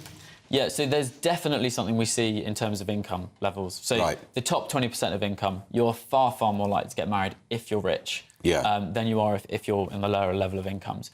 But we can't really tell through the data whether you're rich because you're married or you're married because you're rich. And I think the really interesting piece of data that we found is if you are married and you're in the bottom 20% of income versus if you're cohabiting in the top 20% of income, your relationship is actually more stable if you're married on lower incomes. So there is still something outside of class, outside of income, that actually marriage brings that's a really good thing for couples. And you've bucked the trend, Luke, haven't you? I have. I mean, so technically I'm 25, but I think I did get married last year, so it's one of the few things I am in the top 2%. You're in the top 2%. And will you... Why? Tell us why. I think I surprised my wife slightly, because she knew we were going to get engaged, but she didn't want to know precisely when. And she basically told me one thing. She was like, if you're going to propose, just make sure you've got a job. And I surprised her by not having a job. Proposing. No, I did it before. But I think from my perspective, I had the view, and I know this is different for some people, but I wanted to have... firstly, I thought it's easier to find a job than it is to find a wife. But also, there are many jobs available. yeah, exactly. But I think I wanted to build a career and build a family and, start a home from a marriage rather than kind of doing it the other way around. Yes, and I think that's right. People kind of think now that getting married is the final achievement of adulthood, whereas in the past it was seen as a kind of foundational step. This is the start. build your life together, but maybe people are afraid of taking that leap now. I've just been told that the average cost of marriage last year was £20,000. It's a lot of money, isn't it? It's a lot of money. One of the recommendations that a previous CSJ report has been that Church of England should make weddings free. So we said the government should cover the legal, administrative and booking fees up to £650 for low-income people. But we also said, the Church of England, it's a cultural, it's a religious institution with, the parish system that covers the entirety of the UK. They've got seats in the House of Lords, 16,000 buildings. Actually, they should do this too. So we did say for low-income couples, the Church of England should also look at covering. A very good idea. Kind of maximum £5 million. So it wasn't a huge push, but we'll see whether they talk about it at General Synod. Well, it would get people back into the churches. It would. A lot of it are empty most of the year round. Yeah. Well, so the Church of England has its lowest rates of marriages since records began in 1830. Isn't that terrible? Isn't that terrible? Well, I guess it depends on whether you're part of the Church of England, but it is a huge social change. I think that's what's really interesting. And probably that's one of the things that people think the Church of England is there to do. Christen, marry, funeral, not pay reparations or do whatever else they do. Yeah, and we do, yes, exactly, not reparations because of their colonial guilt, because of that ludicrous man who used to be Archbishop of Canterbury. What was his name? Justin Welby. Luke, it's fascinating stuff. Luke Taylor Really from good report. Social Justice, thank you so much for coming in this morning. Congratulations on being married. Absolutely. Well, up next, we're off to Hampshire to find out why young people there are turning to apprenticeships. Maybe they'll get an apprenticeship and get married. Exactly. I'm on a construction site in Warsash, and in just a moment we're going to be chatting to an apprentice about this skills gap. But first, here's your travel weather. I forecast a perfect holiday in the sun. Weather looking good then? For sure, and no worries about our travel insurance. All Clear Travel Insurance sponsors GB News Travel Destinations Forecast. If you think it's been wet in the UK of late, then do spare a thought for Portugal and Spain. Here we've got further very heavy rain on the way on Tuesday, particularly for Portugal, where flooding is a real concern. It will also turn very windy once again for a time. The Central Med, though, seeing the driest conditions with a few brighter interludes for parts of Italy. The Balkans, though, Greece and Turkey will stay fairly unsettled and changeable with showers or longer spells of rain, perhaps even some thunderstorms for Santorini by the end of the week. Sunniest for Tenerife. All Clear Travel Insurance sponsors GB News Travel Destinations Forecast. Decisions made in Washington aren't just shaping America, they're shaping Britain too. From migration to global security, from crime to health. Whatever happens in the White House today will be felt in your town or city tomorrow. That's why The Late Show is live from Washington, D.C. Cutting through the politics to show you what it all means for Britain.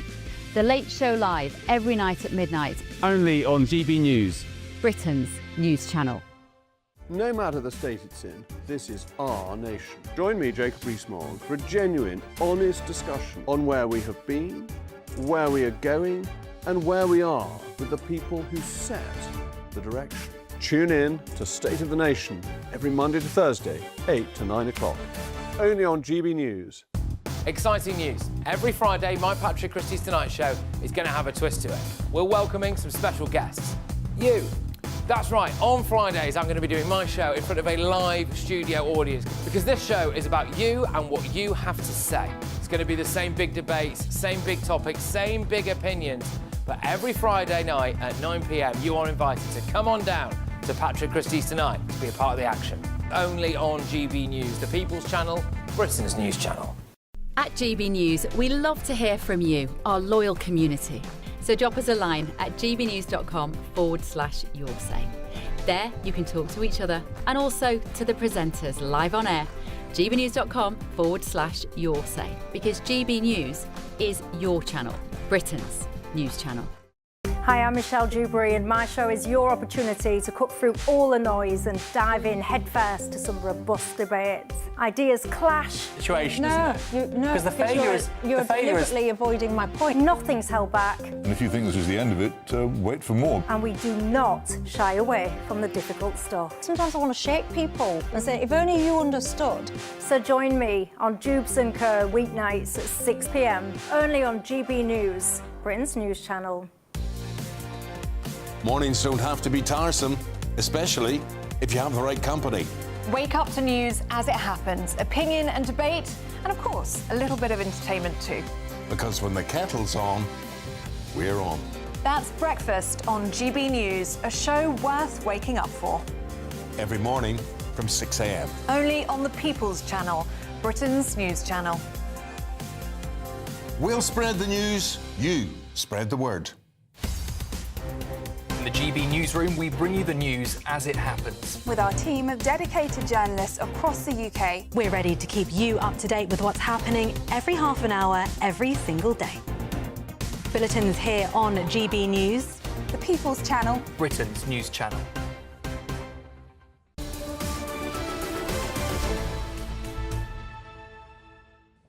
Welcome back. 9 minutes to 11. You're watching Britain's Newsroom on GB News, and young people across the country are going to benefit from a clearer path into apprenticeships.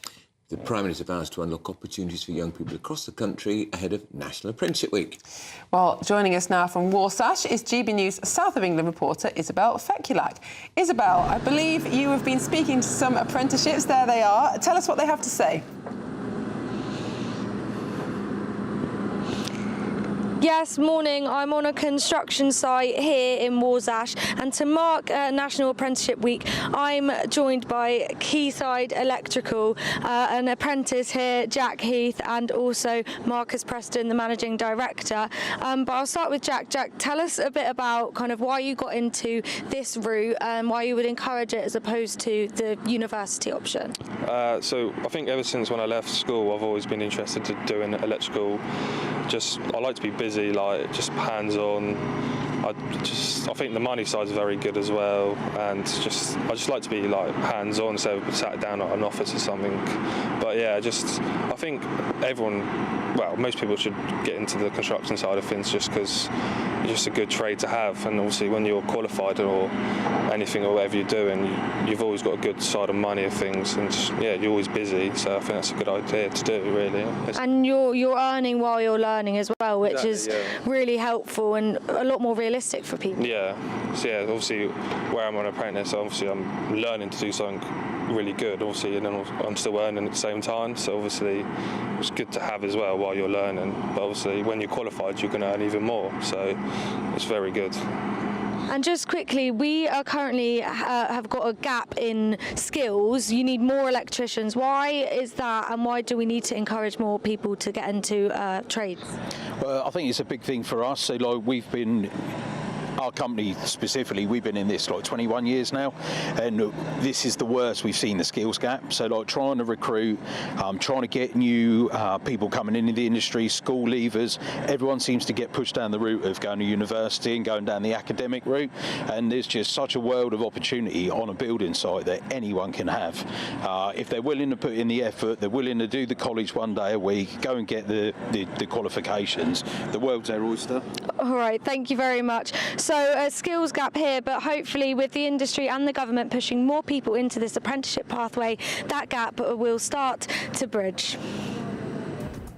Thanks, Isabel. Up next, the royals are turning on Andrew Mountbatten Winter, not before time. Princess William and Princess Catherine have publicly spoke out against him. This is Britain's Newsroom, your favourite morning show on GB News. Well, that's all coming up after your weather.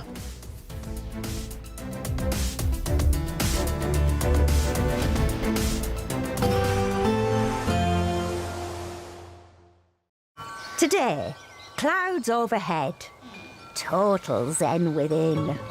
Boxed Solar sponsors the weather on GB News. Hi there and welcome along to the latest update from the Met Office for GB News. Surprise, surprise, more cloud and more rain for many of us today. Always wettest in the southwest, continuing the theme we've seen during the last few weeks and indeed months. Low pressure once again to the southwest of the UK, pushing a weather front in, turning things persistently wet across the southwest of England into South Wales, and more rain to come for Northern Ireland as well as central and eastern Scotland. There will be some drier weather for a few locations, the Midlands, East Anglia and the southeast, at least through the afternoon. But it's a cloudy one for most of us. Temperatures up to 11 Celsius in the south, 8 or 9 further north, so not particularly cold, but not feeling very pleasant either because of the wet weather that will be, by this stage in the day, moving through parts of South and Mid Wales into central southern England. Rain warning in force because of the saturated nature of the ground towards the south and southwest.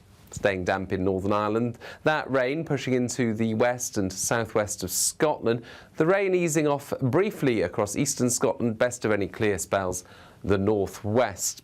It's very breezy for the far north and northeast of Scotland, and it's going to be blustery further south as well, as further showers follow the main band of rain overnight. But there will be some drier interludes through the night, where we do get any clear skies. We'll see some dense fog patches by dawn, a gloomy picture as we start off Tuesday, extensive low cloud mist and some of those fog patches. Showers in the south and southwest first of all, and an area of more persistent wet weather affecting parts of northern England and Scotland, snow over the peaks. And that will continue throughout the day. The next band of rain swings in from the southwest, but this moves through quicker, so a short burst of rain into the afternoon, followed by further showers. Today, clouds overhead, total zen within. Boxed Solar sponsors the weather on GB News. We want you to boost your bank account with an incredible £30,000 in tax-free cash to spend however you like. There's also a terrific £10,000 to spend on a Riviera travel holiday of a lifetime for two. So whether you fancy a cruise or an escorted tour, you'll have over 30 worldwide destinations to choose from. For another chance to win, text WIN to 63225. One entry costs £2.50 plus one standard network rate message. Or text BONUS to 63225. 5 entries cost £5 plus one standard network rate message. Go to gbnews.com/win. Entries start at £2.50. Call 0903 686 3232. Calls cost £2.50 plus your network access charge. Or post your name and number to GB19, PO Box 8690, Derby DE1 9TT. UK only. Entrants must be 18 or over. Lines close at 4 p.m. on the 27th of February. Please check the closing time if listening or watching on demand. Good luck. Decisions made in Washington aren't just shaping America, they're shaping Britain too. From migration to global security, from crime to health. Whatever happens in the White House today will be felt in your town or city tomorrow. That's why The Late Show is live from Washington, D.C. Cutting through the politics to show you what it all means for Britain. The Late Show live every night at midnight. Only on GB News, Britain's news channel. Bold. They are under no illusion. Ray, Are you a human trafficker? boundless. I've had enough of the nonsense, and I'm not afraid to say it. Don't get us on the BBC. Every weeknight, I tear through the headlines. The smell of gasoline. Should we be worried about it? From Westminster madness to cultural war chaos. I'm going to do now, they are throwing things out the car as we speak. Get ready, Britain. Here we go. Patrick Christie's tonight, weeknights from 9 p.m. only on GB News, Britain's news channel. At GB News, we love to hear from you, our loyal community. So drop us a line at gbnews.com/yoursay. There you can talk to each other and also to the presenters live on air. gbnews.com/yoursay, because GB News is your channel, Britain's news channel. Join me, Nana Akweer, for an informative, interactive news programme with a difference. It's fun. No, you didn't say that, Dave. I'm so surprised. I think there's an element of truth to that. Join me from 3 p.m. every weekend, only on GB News, Britain's news channel. In the GB Newsroom, we bring you the news as it happens. With our team of dedicated journalists across the UK, we're ready to keep you up to date with what's happening every half an hour, every single day. Bulletins here on GB News, the People's Channel, Britain's news channel.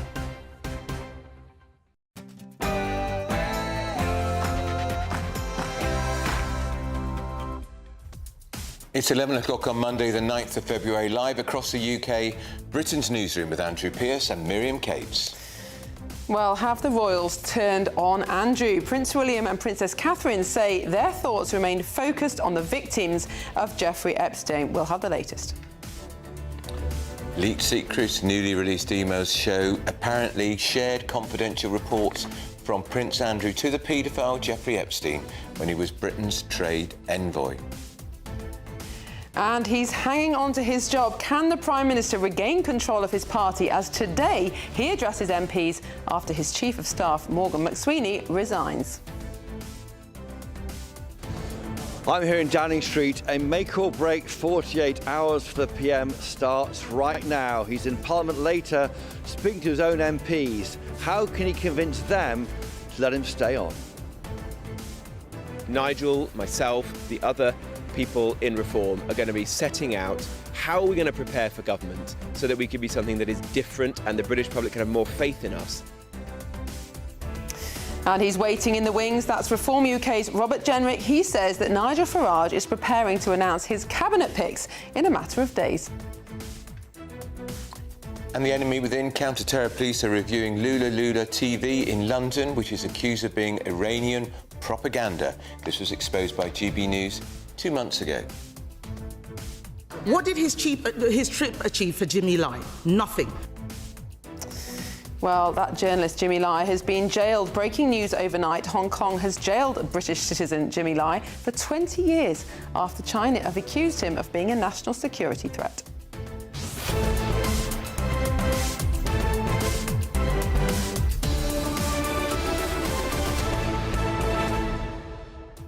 That's pretty uncomfortable for the Prime Minister.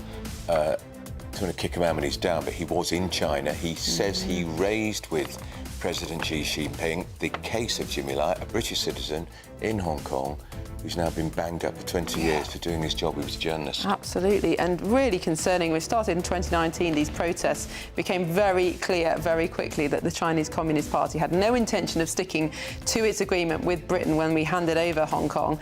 Hong Kong is not free, it's not democratic, and this sentencing of Jimmy Lai proves that. As ever, tell us what you think. Send your views, post your comments by visiting gbnews.com/your say. Lots of other news on the agenda, of course. Yeah. I mean, I can see why Morgan McSweeney has gone. There has to be a sacrificial lamb, a scapegoat for the disaster over Peter Mandelson. But you know, why would Starmer step down? He doesn't have to. There's not 80 MPs who've signed the relevant forms. No. But he may just give up. It must be emotionally pretty challenging. But I think if you let go of your Chief of Staff, who is your right-hand man, his human shield, then you must think you can fight on for a bit longer, because otherwise, why would he have gone? We're going to go back to Downing Street because we've got some breaking news from Chris Hope, our political editor in Downing Street. Breaking news, Tim Allen has resigned. He's the PM's communication chief, appointed barely 5 months ago by Sir Keir Starmer. Tim Allen has resigned. He has said this moments ago to us: I have decided to stand down to allow a new number 10 team to be built. I wish the PM and his team every success. This is extraordinary. This shows the scale of the crisis engulfing the Prime Minister. He has now lost the Chief of Staff on Sunday and his communications director on Monday. This is a full-blown crisis for the Prime Minister in the building behind me. His parliamentary private secretary arrived moments ago looking grim-faced. To reiterate, Tim Allen, the PM's communications chief, has resigned. He says this: I've decided to stand down to allow a new number 10 team to be built. I wish the PM and his team every success. I was with Tim Allen as recently as last Thursday in Hastings. He's with the PM as the PM fought to try and deliver a speech on Pride in Place, a form of the old Tory levelling up agenda. But now he's gone. This is now a full-blown crisis for the Prime Minister. I mean, why do they think that this is a communications crisis? I mean, sure, Labour MPs would argue that number 10 can do more to communicate better with backbenchers. But really, if we go back to the cause of Starmer's instability, it's because Labour MPs would not support Reeves and Starmer's agenda in trying to get the economy back on track. Why does Starmer think that this kind of internal reset is going to make any difference? I don't know. I don't know the answer to that question, Miriam. What's clear is that it's possible that Tim Allen may have supported the appointment of Peter Mandelson, and as soon as Morgan McSweeney resigned, when asked to give advice, Tim Allen had to go too. The bar is set very, very high for staying on for anyone with connections with Peter Mandelson. We know, of course, Tim Allen used to be Tony Blair's communications secretary for the first year in office, 97 to 98. It may well be that that Tim Allen will be shown in those vetting documents to also have supported the appointment of Peter Mandelson? And if so, he had to go too. But you can't keep shedding advisors if you're the Prime Minister. At some point, the buck stops with you. Is that moment emerging with this Prime Minister? And Chris, he goes back even further. I can remember being outside Tony Blair's house in 1994 on the day he was going to be anointed as Labour leader back in July 1994, and I was talking to his very young new press officer, a man called Tim Allen, who ticked me off because I referred to his wife, Cherie Blair, as Cherry Blair, and he said, it's Cherie, actually, and I said, listen, mate, that's going to be the least of your worries in the next few years, what the press call the Prime Minister's wife. But that's how far back he went in the Blair era. Peter Mandelson in those days was hugely important to Tony Blair, and Mandelson and Tim Allen are incredibly close. There'll be lots of photographs of them together, and I think it is beyond doubt, Chris, that he would have been supporting Mandelson for that job as ambassador. Well, we don't know that, and that's not what's being said by Tim Allen. To reiterate what he is saying, I have decided to stand down to allow a new number 10 team to be built. I wish the PM and his team every success. Now, it's worth remembering why on earth Tim Allen was appointed. Viewers and listeners of GB News don't need to know who he is, but his role was to shape the agenda, the messaging for this government. He was trying to speak to these influencers, these TikTokers, YouTubers, getting them to try and help get the PM's message out away from pesky journalists like myself, and trying to find a way to reach the audience that way. That clearly hasn't worked. He was the comms chief who got rid of access to the PM's team by getting rid of, I think it was 3 afternoon lobby briefings, so we have less access to the Prime Minister. It looked like the PM was retreating into a bunker, and frankly that's what it appears now. But Tim Allen was brought in to replace Stephanie Driver, a very well-regarded communications chief at the time, back in September last year. Now, Stephanie Driver had been with the Prime Minister since he was leader of the opposition back in 2019-2020. He was someone who knew the PM before he became PM, who could go into a room, close the door behind her, and frankly tell the PM how he was going wrong. By hiring Tim Allen last August, that was a bad move, I think, in the sense that he was simply someone who hadn't known Keir Starmer as long as someone like Steph Driver, who can frankly speak truth to someone who's in power. That hasn't happened, and now Tim Allen has gone. He came from somewhere called Portland Communications. That was a kind of Blairite PR company. He was, he's well regarded, but I think he was really from a different era. He was someone from before Twitter, social media was around.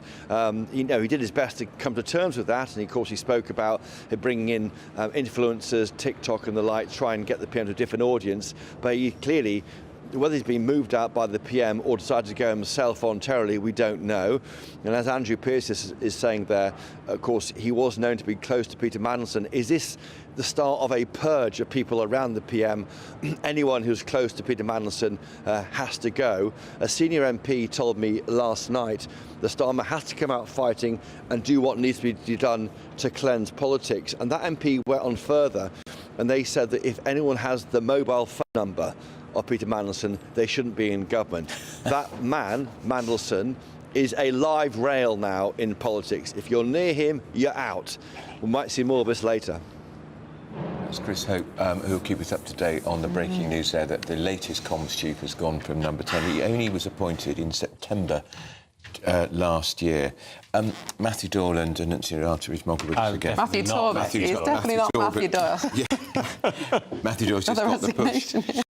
It was an extraordinary appointment in the first place because he was very associated with the Blair era. He worked for Blair. He only did barely a year in number 10 under Blair.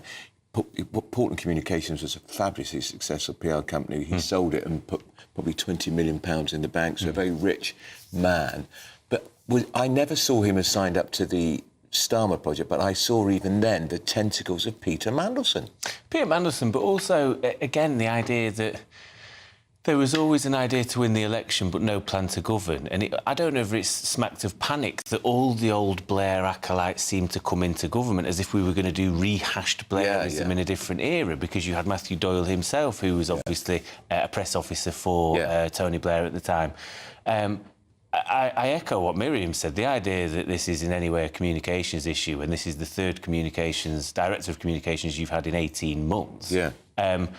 It comes back to the thing of if you've got nothing good to communicate, what does it matter how good you are at communicating anyway? It does make me wonder now, because it will have ministers thinking, everybody will now watch this. He's coming to address the Parliamentary Labour Party tonight, and I don't think people will be convinced. I'm not sure whether he sees the week out now. I wonder whether this is actually now a full-blown crisis for him this week. Tim Allen, again, was very associated with Mandelson. Somebody else very associated with Mandelson is Wes Streeting, who would be leader. Yeah, the thing is, I don't think we can put the Mandelson stuff on Tim Allen. I think Mandelson was appointed about a year before Tim Allen was appointed as Director of Communications, so I don't think there was any crossover. Wes, I believe, has been keen to stress he wasn't that close to Peter Mandelson, which you would expect from someone that was close to Peter Mandelson. I mean, he's been busy deleting his social media. I've written a whole page about this in the Mail. Has taken down his CV. There are the tentacles of Mandelson stretched back through the whole of the Labour Party to Blair. And he was one of the architects of New Labour, Alistair Campbell, Tony Blair, and Peter Mandelson. And it's impossible, I think, for this administration to disentangle who is deeply connected to Mandelson and who has just come across him in passing because he was the most important mover and shaker within the party for decades. And Pat McFadden, who's a key figure in this administration, the Work and Pension Secretary, he, of course, was Tony Blair's political secretary at Number 10, so would have worked very closely with Peter Mandelson. Yeah, no, exactly. But in a way, you have to expect it. Peter Mandelson obviously came in with Neil Kinnock many years ago, the idea of changing the logo of the Labour Party and whatnot. The Red Rose. Exactly. I only ever... I briefly met Peter Mandelson once, and mine was the same as what a female journalist said in The Week, where he just looks past you. You're not, important enough or powerful enough. He doesn't care. He's constantly looking for that networking opportunity. And I always think there's a great irony if you treat people like that, because now I sit on national TV and tell people how awful it was. So it's who gets the last laugh in that sense. One of the great ironies is in your article today was that Peter Mandelson did pick up a nobody in the form of Morgan McSweeney as the receptionist at Millbank Towers. And I think he had a great eye for who will do my bidding, who can I embed into the heart of this operation, I think that's right, so that the Mandelson tentacles really do spread everywhere. I wonder if the New Labour era was the start of this political instability that we're seeing today, and the emphasis on spin over substance, which was, of course, one of the key driving factors behind Mandelson and Alistair Campbell. And we were just talking earlier, and the last time a Prime Minister won a general election with a majority and then was still in post at the next general election was Blair, who won in 2001. A quarter of a century ago. It is extraordinary. And is that a result of New Labour? And a different way of doing politics, where you constantly look at the polls, you constantly look at focus group, you're constantly having an eye on how what you're doing is perceived, rather than having a higher vision that overarches the day-to-day. I think the one thing I definitely think is there was a change in accountability and standards. I remember a very prominent TV presenter saying that if you were to resign, for instance, as a minister, say there was a minister resigning today, it would be expected of you to go on the Today programme that morning, then you'd go on Channel 4, then these days you'd come on GBNews, and you'd do a full round, basically, to explain why you've resigned in scandal. And he said it was Alistair Campbell that put a stop to all that and basically went, we don't have to do that, do we? What if we just don't do that anymore? And I think from then you can probably find a very long path of people going, we don't have to do anything anymore. We do what we want as elected officials and elected politicians. Isn't one of the problems that Tony Blair reduced the power of elected officials? That we saw with Morgan McSweeney's resignation. He said, I resigned from the government. He wasn't in government. He was a hired hand for the Prime Minister in Number 10. The government is His Majesty's government. It is elected officials. And I think this line has been hugely blurred. Tony Blair farmed out so much to Quangos, the Human Rights Act that reduces parliamentary oversight. And I think we're seeing that come back to bite. Well, because, in a way, he may as well have been in government, Morgan McSweeney, because unusually compared to other leaders, Keir Starmer, because he's not that political, is overly reliant on those around him who are political animals to try and give him that guidance, because he's somewhat of an empty If you're vessel. Prime Minister not being political... Yes. It is astonishing thing to say, isn't it? It's not a defence. No, listen, I agree. That if he were not political, but he had a great vision, a great set of values and principles upon which he based his policies, it wouldn't matter how political he was. Either you'd buy into it or you wouldn't. He hasn't got that. Maggie wasn't political. She was notoriously bad at whining and dining backbenchers, at schmoozing or any of that. But people bought into her vision for what the country could and should be and how it should be run. Starmer has no principles on which he bases anything, so why would you follow him unless he happens to be nice to you? And we're hearing lots about he's a decent man. If only he were a decent Prime Minister. OK, if we could pause you there now, because we've got Conservative Party leader Kemi Badenoch joins us now. Mrs Badenoch, good morning to you. Good morning. Another day, another resignation. This time it is Tim Allen, I think he's the 4th Communications Secretary for the Prime Minister in 18 months. Does this suggest a full-blown crisis in 10 Downing Street? I think suggest is an understatement. This is a full-blown crisis in Downing Street. The Prime Minister's position is in peril. Personally, I think, given what Morgan McSweeney said yesterday, it's untenable.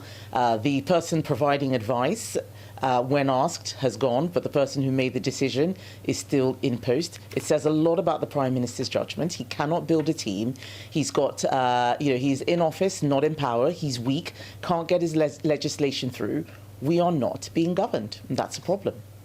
On Tim Allen, the suggestion is that he too was one of those who was advocating Mandelson should be the ambassador to Washington, and perhaps that's why he's gone. But the fact is, it was the Prime Minister ultimately, Mrs Badenoch, who took that decision to make Mandelson the ambassador, and he's still there. Yes, that's right. Yes, that's right. I can just about hear you. Your voice is fading a bit, but I can just about hear you. Yes, you're right. It was his decision ultimately to make him ambassador. That's correct. In our political system, we have general elections every 5 years. The voters decide who becomes the governing party and therefore the Prime Minister. Whatever you think of Keir Starmer and the Labour Party, he does have a mandate from the British people. Do you think democratically it's the right thing for him to step down or be ousted? And if so, who would be better placed to replace him in the interest of the nation? Well, the Prime Minister is the person who can command a majority in Parliament. That's the system we have in our country. We don't have a presidential system. And you would have seen over the centuries, I would say, people change, the Prime Ministers change without elections. Labour has a huge mandate. They're not going to have an election because most of them know they'll be out of a job. What do they need to do now? My suggestion to them is get a grip and put someone in there who knows what they're doing. If Keir Starmer can't do it, put someone who can. And no, that's not Angela Rayner, who obviously can't do the job, or Wes Streeting, who's been massaging the NHS figures.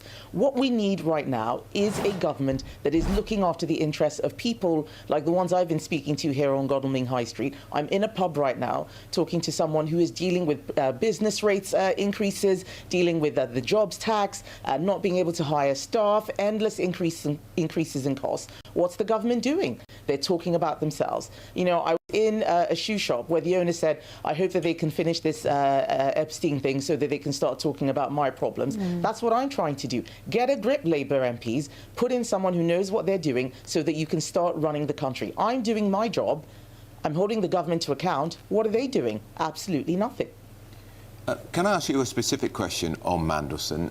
It appeared at the weekend that he's been given a payoff of around £50,000 to £55,000. Can you hear me?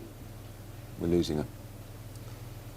Have we got you, Mrs Badenoch? Oh, I can't hear. I heard £55,000, but yeah, it's just are you asking me about the payoff? Yes, I am. Yes, I am. Yes, that's better. I can hear you now. Yes, he's had a payoff of up to £55,000, even though he was sacked as ambassador.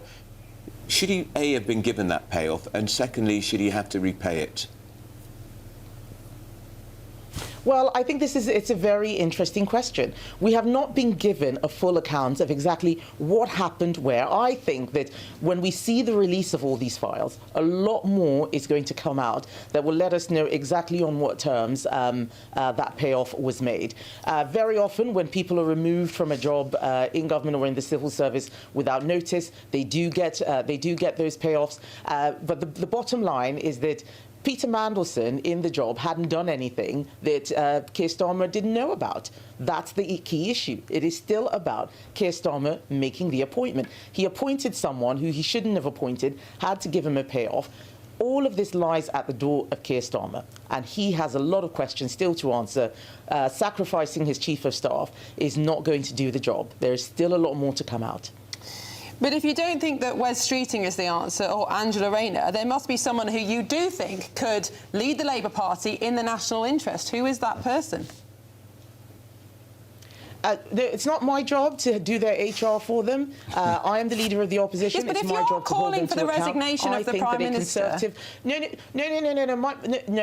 My job is to show people why the Conservatives are a better alternative. Of it is course, Labour but MPs. you've called for the resignation of... But you've called for the sort out...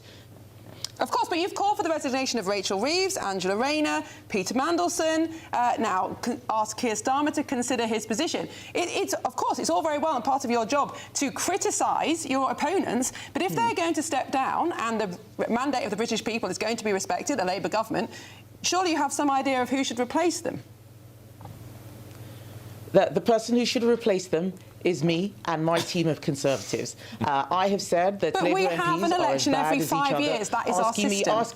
asking me to pick which particular poison we swallow. That's not my job. It is their job to pick their leader. It is not my job to pick their leader for them. If people want a party that is serious, has credible people who are not doing psychodrama, who are thinking about the economy, who've got a plan, abolishing business rates on the high street, abolishing stamp duty, getting people back to work, get Britain working again, that's Conservatives. Not my job to do their HR. But unfortunately, we have 3.5 years to go before that election, and the country surely needs some sort of stability. That is the sad thing. Yeah, yes, it does. And what I'm doing is everything I can to mitigate the problems they've been putting out there. U-turn after U-turn, it's been us that have been doing that. You look at the mess they made with the two-child benefit cap. We campaigned so hard and targeted Labour MPs when it came to the winter fuel payment. You look at what they did on the national grooming gangs inquiry. Who was it that kept asking Keir Starmer again and again and again? This stuff about Peter Mandelson, his sacking, wouldn't have happened without me asking in September, and the files that are being released wouldn't have happened, McSweeney going, without me asking this last week. I am doing my job. I'm the only person who is holding Labour to account. The Lib Dems are helping them. Reform are too busy attacking us. I am the only person who is showing what can be a better offer and at least helping Labour MPs to get to a better place, and I will keep doing that. All right, that is Kemi Badenoch, Mrs Kemi Badenoch, the leader of the Conservative Party. Thank you so much for joining us in Godalming in Surrey. We've still got our panel with us, and Andrew Smog, and I'm sorry for calling you last time. That's okay. Please don't sue. No, I forgive Matthew you. Doyle was one of the many communications teams. Fighting Talk, quite a good line. It's not her decision to choose which poison should replace Starmer. I mean, absolutely. I think we are in a situation where we're choosing between the devil and the deep blue sea, that the alternatives available from the Labour front and back benches are not going to be any improvement as far as the governance of this country is concerned. That they might get on better with the Labour backbenches. They might be more popular amongst the people who run the Labour Party. It would seem like puppets from behind the scenes. But they are not going to help this country. And that is tragic. And is this a purge of the Mandelson era? It feels a bit like it. It could be, but you'd be going on forever. You've got 3.5 years, to be fair. I just Googled Tim Allen, Guardian, picture came up with him and Mandelson, all smiles. They are very close. He may have advocated for him, but he wasn't in government. No. He came in 25, Mandelson was appointed in 2024. But he'd have been behind the scenes on the phone talking to people. Well, that's ridiculous to be relying on people like that. I'm sorry, you don't get to run one of the most successful political PR companies if you weren't mates with Mandelson. You just don't get that. That Mandelson was running a lot behind the scenes. He was the one who pulled the strings within the Labour Party the whole time they were in opposition, despite the fact he was merely the Dark Lord. One of the extraordinary things that I'd only raised in the last few weeks is that as ambassador to Washington, he was in number 10 organising the last reshuffle. Yeah, I know. And before that, he was working out which candidates to get elected at the 2024 election. Civil servant. What a breach of civil service. That must have broken every civil service rule in the book, but he just got away with it because he's been a man. This is the thing, right? I find all of this actually really upsetting because... Listen, I've called for Keir Starmer to go for a long time. Yeah, you have. I will take absolutely zero joy from him eventually doing it, and I mean that because... And that's why I had to laugh when Kemi Badenoch said, you know, psychodrama. We have had psychodrama in this country since 12 years now, maybe 10 years. We couldn't decide what Brexit we wanted and nothing got done for 3 years. We then had a pandemic, which people could say was nobody's fault, but I would say it was a lack of preparedness and action from the last government. And now I've helped get a government in that didn't have a clue what it wanted to do from day one. And there are real people out there that are suffering and that are struggling. And it's very easy for us to sit here and we talk about the comings and the goings of Westminster because that's what we're here to do. But people are out there really, really struggling, have been for years now, and at the heart of this is a country that's absolutely on its backside. And who is going to come and save us now? There is nobody. I absolutely agree. I can remember back in 2016, round, and I was very pro-Brexit and working for the Leave campaign as a volunteer. And we'd all whisper interesting times because politics was in such a feverish state. And we haven't left it seemingly since. But I think Kemi said something incredibly important just now. We're not being governed. And we've got a Chancellor who has lost all authority. We've got a Prime Minister who's lost all authority.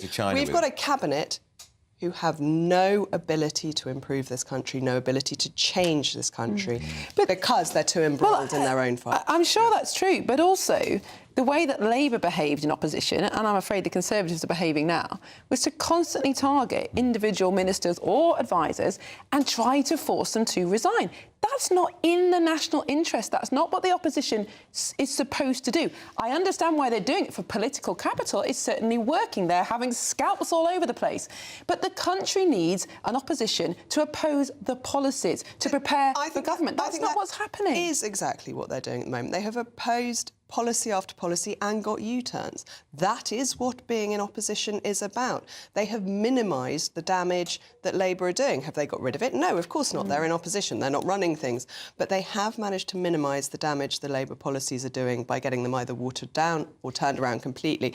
And the debate last Wednesday on the humble address, as they call it, on the Mandelson scandal was an absolutely brilliant day of debate run by the Conservatives. I think it showed the Houses of Parliament, the House of Commons, at its absolute finest, forensically bringing down what the issues were, making sure the public, us, the voters, knew what was going on and that the government couldn't hide. But they're the biggest losers. I think out of all of this, whether it be Starmer, Mandelson, they're not the losers, it's the public, because they will continue to have the least amount of trust in politicians, in living memory, certainly, if not ever. And we're going to end up with the next government probably getting in on a 30% mandate. And that is not a proper mandate because we're going to lose democracy because people have no faith in it. They're going to elect people and it's the same all the time, or all they do is in it for themselves and they lie and they cheat and they steal. They're up to their neck in scandal. And I just worry about where we're going to end up because of this constant cycle, which I totally get where you're coming from, Miriam. And it's the public that lose out every time in this sort of stuff. And if you think Starmer won with a majority, the biggest majority since Blair in 2001, but on a share of the vote of only 34%. There was never a love for that man and his party. It was just despair at how awful the Tory party had become. The Tory vote fractured and stayed at home. We were a loveless landslide. No, absolutely. stayed at home. But there was a love for Boris, and he did win on a high vote share. It didn't help him either. Well, his party turned on him. Well, and exactly COVID. what's happening now. I don't think you can ever discount quite how big an effect COVID had on the governance of this country. Boris didn't get any of his own programme through. Not that I'm entirely sure he was a principle-driven politician either. No, funny that. He was derailed, yeah. Also, that he personally nearly died of COVID. Yeah. I mean that was extraordinary, wasn't it? You've changed your mind this morning, frankly, Matthew, because you thought possibly by-election next week, possibly local election, but you think now it could be he's out this week. It feels like the wheels are coming off. And, you know, people at home may say it's been happening forever. I think when you may see targeted resignations now, and, part of me wondered whether, has he been purged or has he gone because Morgan's gone?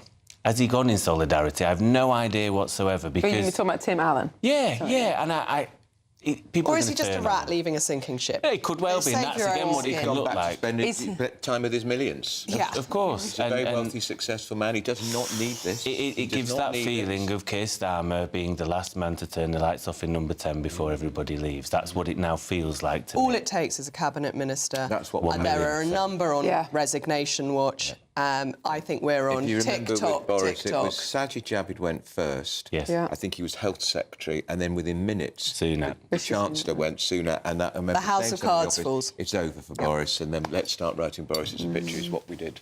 Now, the only thing that might hold him up, no one's really ready. Wes has got to deal with this. Angela's got to wait for the HMRC. Nobody's quite ready to push. It's best to disassociate from Mountain, but there's a lot out there. I think he will spin faster than the magic roundabout and get out of it. I really do. I think he'll use the communication, the idea that he's more progressive than what he is, and I wouldn't underestimate him. I think the one you've got to watch is Lucy Powell. She will offer herself as the soft left candidate without the baggage. Believe me now, that is somebody that I found... And she is never elected ridiculously ambitious. She's been helpful to number 10 as a conduit. She will let Andy Burnham back in. Angela will have a big role, no doubt. It's not my choice in the slightest, but I'm telling you, you're going to have to keep an eye on her. Well, I was going to say bring back the monarchy, and then I remembered they're not doing so well either. Bring back the monarchy? What, absolute rule? Absolute rule? It's much less turbulent. I think King Charles deserves to be... Let's not throw the baby out of the bathwater, Miriam. I don't know, Henry II, he was pretty good. That is not the official view of GBNews, by the way.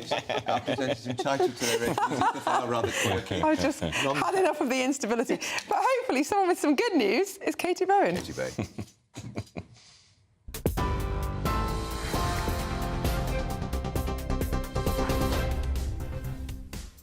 Good morning. The headlines at 11:32, a breaking update this hour. Sir Keir Starmer's Director of Communications, Tim Allen, has stepped down. It's the second resignation from number 10 within 24 hours. In a statement, Mr Allen said that he was standing down to allow a new team to be built in Downing Street, wishing the Prime Minister and his team every success. Elsewhere, Kensington Palace say the Prince and Princess of Wales are deeply concerned by the continued revelations from the Epstein files, adding that their thoughts remain focused on the victims. Their first public statement on the issue comes as files continue to expose the relationship between Andrew Mountbatten-Windsor and the convicted paedophile Jeffrey Epstein. Mr Mountbatten-Windsor strenuously denies all wrongdoing. The Foreign Secretary has called for the release of Jimmy Lai on humanitarian grounds after the British pro-democracy activist was sentenced to 20 years in jail by a Hong Kong court. The Met Office has issued a weather warning for heavy rain, with the forecast potentially leading to widespread flooding and disruption. And Stan Ford, a veteran who survived the D-Day landings, has died at the age of 100. Mr Ford, who was from Bath, suffered life-changing injuries when he was aboard HMS Fratton as it was sunk off the Normandy coast on the 18th of August 1944. Those are the headlines for now. More news at the top of the hour. For all the latest from GB News whilst you're on the go, get the GB News app. Scan the QR code now to download or visit gbnews.com/app.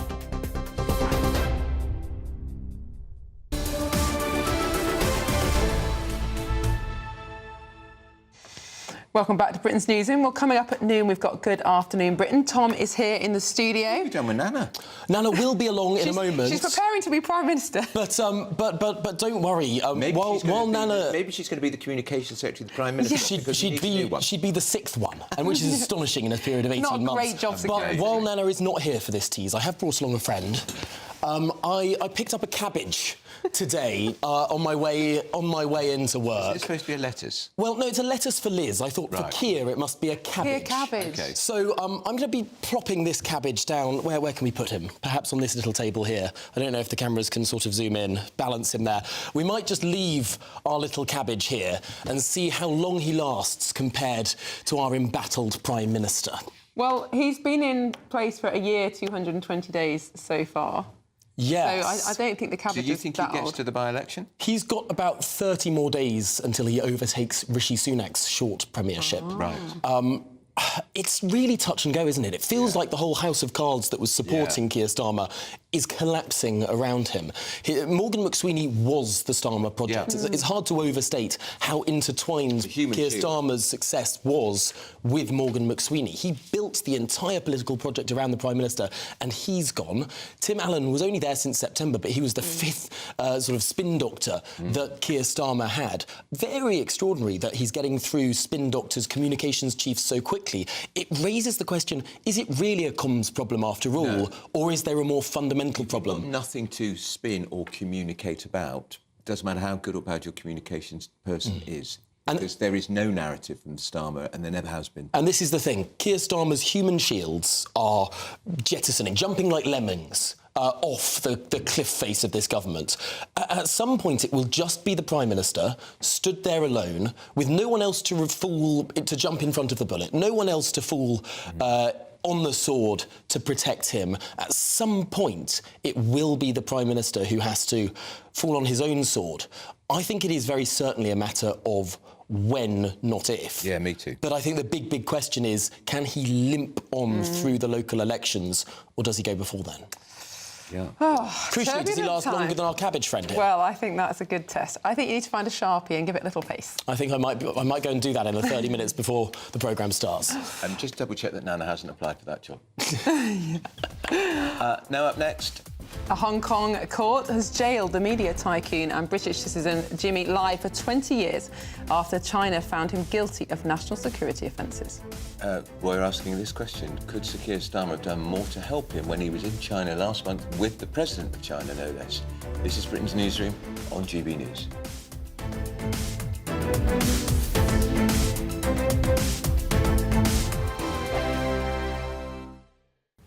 Hi there and welcome along to the latest update from the Met Office for GB News. Surprise, surprise, more cloud and more rain for many of us today.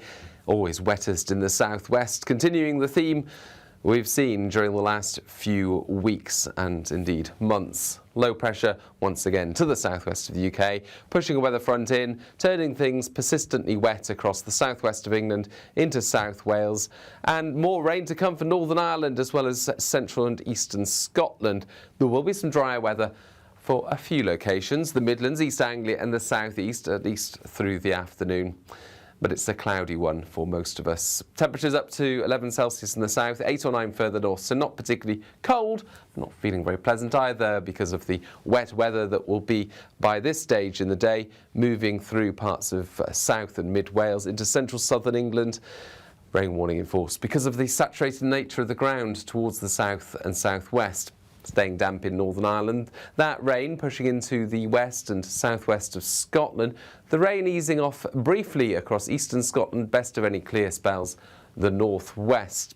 It's very breezy for the far north and northeast of Scotland, and it's going to be blustery further south as well, as further showers follow the main band of rain overnight. But there will be some drier interludes through the night, where we do get any clear skies. We'll see some dense fog patches by dawn, a gloomy picture as we start off Tuesday, extensive low cloud mist and some of those fog patches. Showers in the south and southwest first of all, and an area of more persistent wet weather affecting parts of northern England and Scotland, snow over the peaks. And that will continue throughout the day. The next band of rain swings in from the southwest, but this moves through quicker, so a short burst of rain into the afternoon, followed by further showers. You want to know what's really going on in the corridors of power? Labour don't know what to do with you half the time, and that makes you quite lethal in the chamber. Get behind the headlines with Chopper's Political Podcast. Join me, Christopher Hope, as I sit down with the great and the good of British politics. We'll see where this ruling takes us. These are the stories shaping our nation. Chopper's Political Podcast, available now on all platforms. Listen in and stay ahead. Decisions made in Washington aren't just shaping America, they're shaping Britain too. From migration to global security, from crime to health. Whatever happens in the White House today will be felt in your town or city tomorrow. That's why The Late Show is live from Washington, D.C. Cutting through the politics to show you what it all means for Britain. The Late Show live every night at midnight. Only on GB News, Britain's news channel.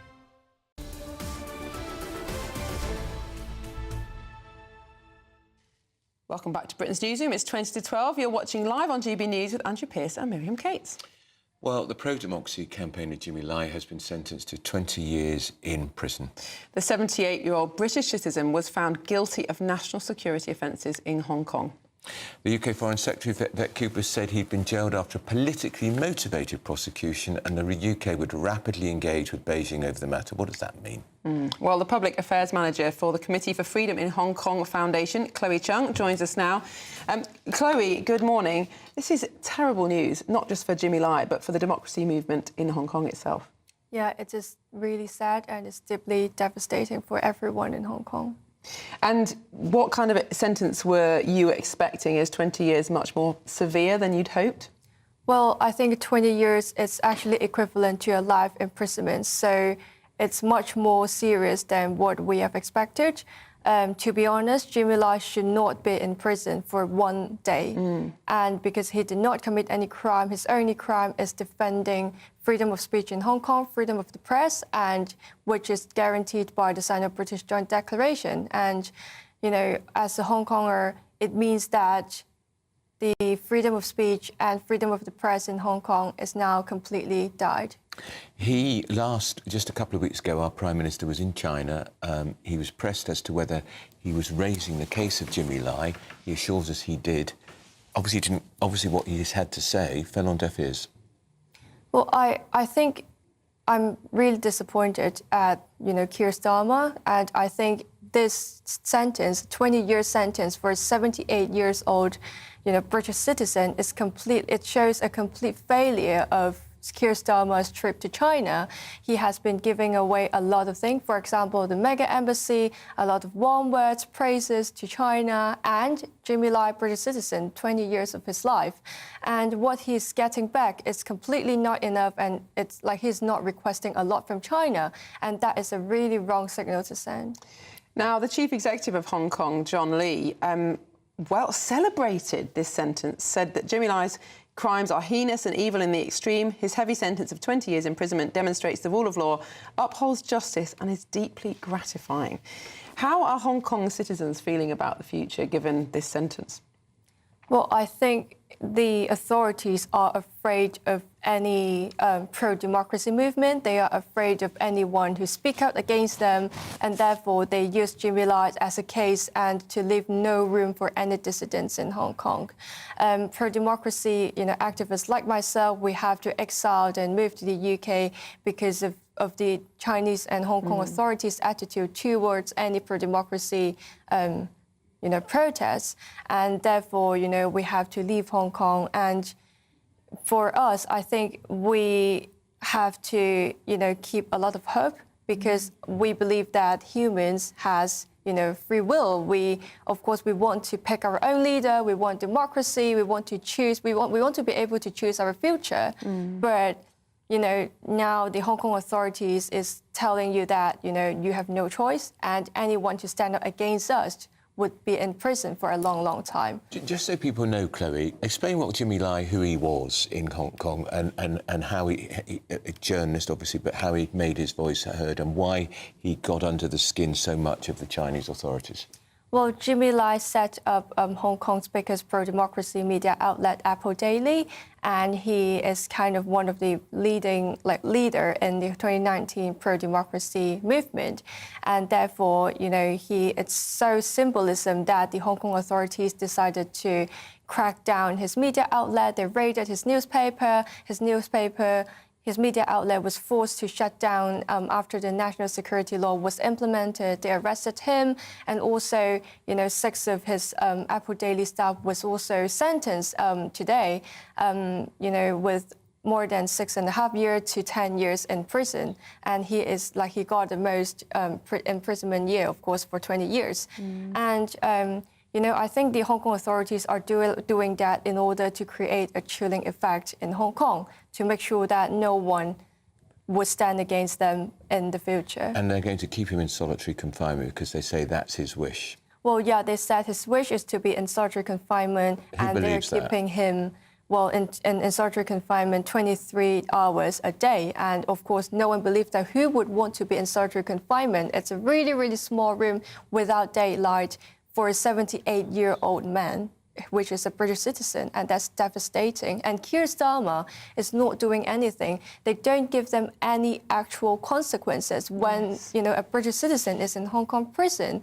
And, I don't think it's acceptable for the British government to allow an authoritarian state to keep a British citizen in hostage and not doing anything to hold them accountable. What could they do more, do you think? Well, I think it's not about statements of condemnation, but it's more about actual diplomatic consequences. For example, sanctions Hong Kong officials. They did not sanction a single Hong Kong officials for what they have done in 2019, for what they have done for the national security law, and for what they have done in Jimmy Lai's cases. They could have sanctioned Jimmy Lai's case judges, prosecutors, and all the Hong Kong officials that are celebrating for his imprisonment, because it's all politically motivated, and that shouldn't be happening. Chloe Chung, thank you so much for joining us this morning, and of course we will keep an eye on that. Please do come back, because we know that you yourself, you have a bounty on your head because of your stance for pro-democracy, and friends in prison as well. And it's the same charge. It's also including with foreign forces. Well, you stay safe, Chloe. Now, Sir Keir Starmer has told staff at Number 10 they must prove that politics can be a force for good, and that they will go forward with confidence as we, quote, continue changing the country. So that's a sign, Miriam, that he's going nowhere. Yes, I imagine that's true. And certainly there's no technical reason why he has to step down. The trigger for his removal has not been pressed by Labour MPs. There's no reason whatsoever why he can't stay as Prime Minister. The departure of the 5th Comms Chief will not cause great consternation in the Labour Party, because he's only been there since September, and he was very closely associated with Peter Mandelson and the Blair era. And a lot will depend on his emotional resilience, because I'm sure what happened with Rishi Sunak, why he called an early general election, was reports where he was just fed up. He was fed up with the constant being down in the polls, constant criticism, the constant infighting, and he just personally had enough, and you can empathise with that. And I wonder if Keir Starmer will be feeling similar. The Tory Parliamentary Party, of which you were a part, and you would know this, he told me when I saw him very recently at an event, was unmanageable, out of control. Well, it was completely split, and you've got 150 people on each side of a divide, so you can't get any legislation through, so it's difficult. But I do think also Keir Starmer and Rishi Sunak were both technocrats, I suppose. They think that working hard and governing diligently is what is needed, whereas if you don't have a guiding vision like Margaret Thatcher did, or perhaps Tony Blair, then when the going gets tough, you do wonder why you're in it if there isn't a bigger cause. Yeah, exactly. So, and of course, this is a huge day for Keir Starmer, because later on he'll be in Parliament talking to his MPs. It'll be a private meeting, but I'll tell you how private that will be. It'll all be leaked to the media. Good, because that's what we're here for. Journalists will be outside the committee room. MPs will brief it. Keir Starmer's people will brief it. There'll be those who say he did brilliantly, those who say he did very badly. But it's a sign that the Keir Starmer show is carrying on. Andrew, how much have mobile phones and WhatsApp particularly changed it? Because you as a journalist can get access so much more quickly. Much more quickly. I mean, what's happening 20 years ago? I mean, leadership contest, you had to catch up with MPs. Yes, in find corridors. them physically. Exactly. Darkened corridors and bars and cafes. But now it's all a text message. Surreptitiously. You did. Whereas now you've got it all there in black and white. All there. And MPs talk endlessly on WhatsApp because they think it's secure. But why do they... This is what I never understood as an MP. Why do MPs think that they can anonymously brief journalists with no consequences? You don't care? No, I don't. And I'm very glad they do. Long may they continue to brief people like me, because that's how it's the wheels of the media is part of the democratic process. Well, I never, ever gave an off-the-record quote, because my philosophy was, if you've got an opinion and you want to share it, own it. Absolutely. Have responsibility. If you're not willing to have your name put to it, don't say it. Yeah, exactly. But I think I'm probably in the minority. Yeah. Now, moving on, because... we're not moving on, because we were just going to talk about Prince Andrew, because what we didn't get a chance to ask Kemi Badenoch was, does she think the King should follow in the footsteps of Prince William and Princess Catherine, who have made a statement which is implicit criticism of Andrew Mountbatten Windsor over Jeffrey Epstein? Should the King speak out? I don't think he will. Oh, I don't know. Not at this stage. The problem with this scandal, as you said earlier, and actually our guest Alexander Larman said earlier, is that it's not over. No. And there's many weeks, months, possibly even years of revelations to come out, WhatsApp messages, emails. There may be something even more serious that we haven't encountered yet. And so it's not as if these people, the King, Prince and Princess of Wales, can make one comment, or maybe they can, but perhaps they're going to have to keep coming back to this as the days go on. It was extraordinary they did it while they were on an official visit. Well, he is on an official visit to Saudi Arabia. There as guest of the King. So we've been talking about the statement from Prince William and Princess Catherine. Let's talk now to... who are we going to talk to?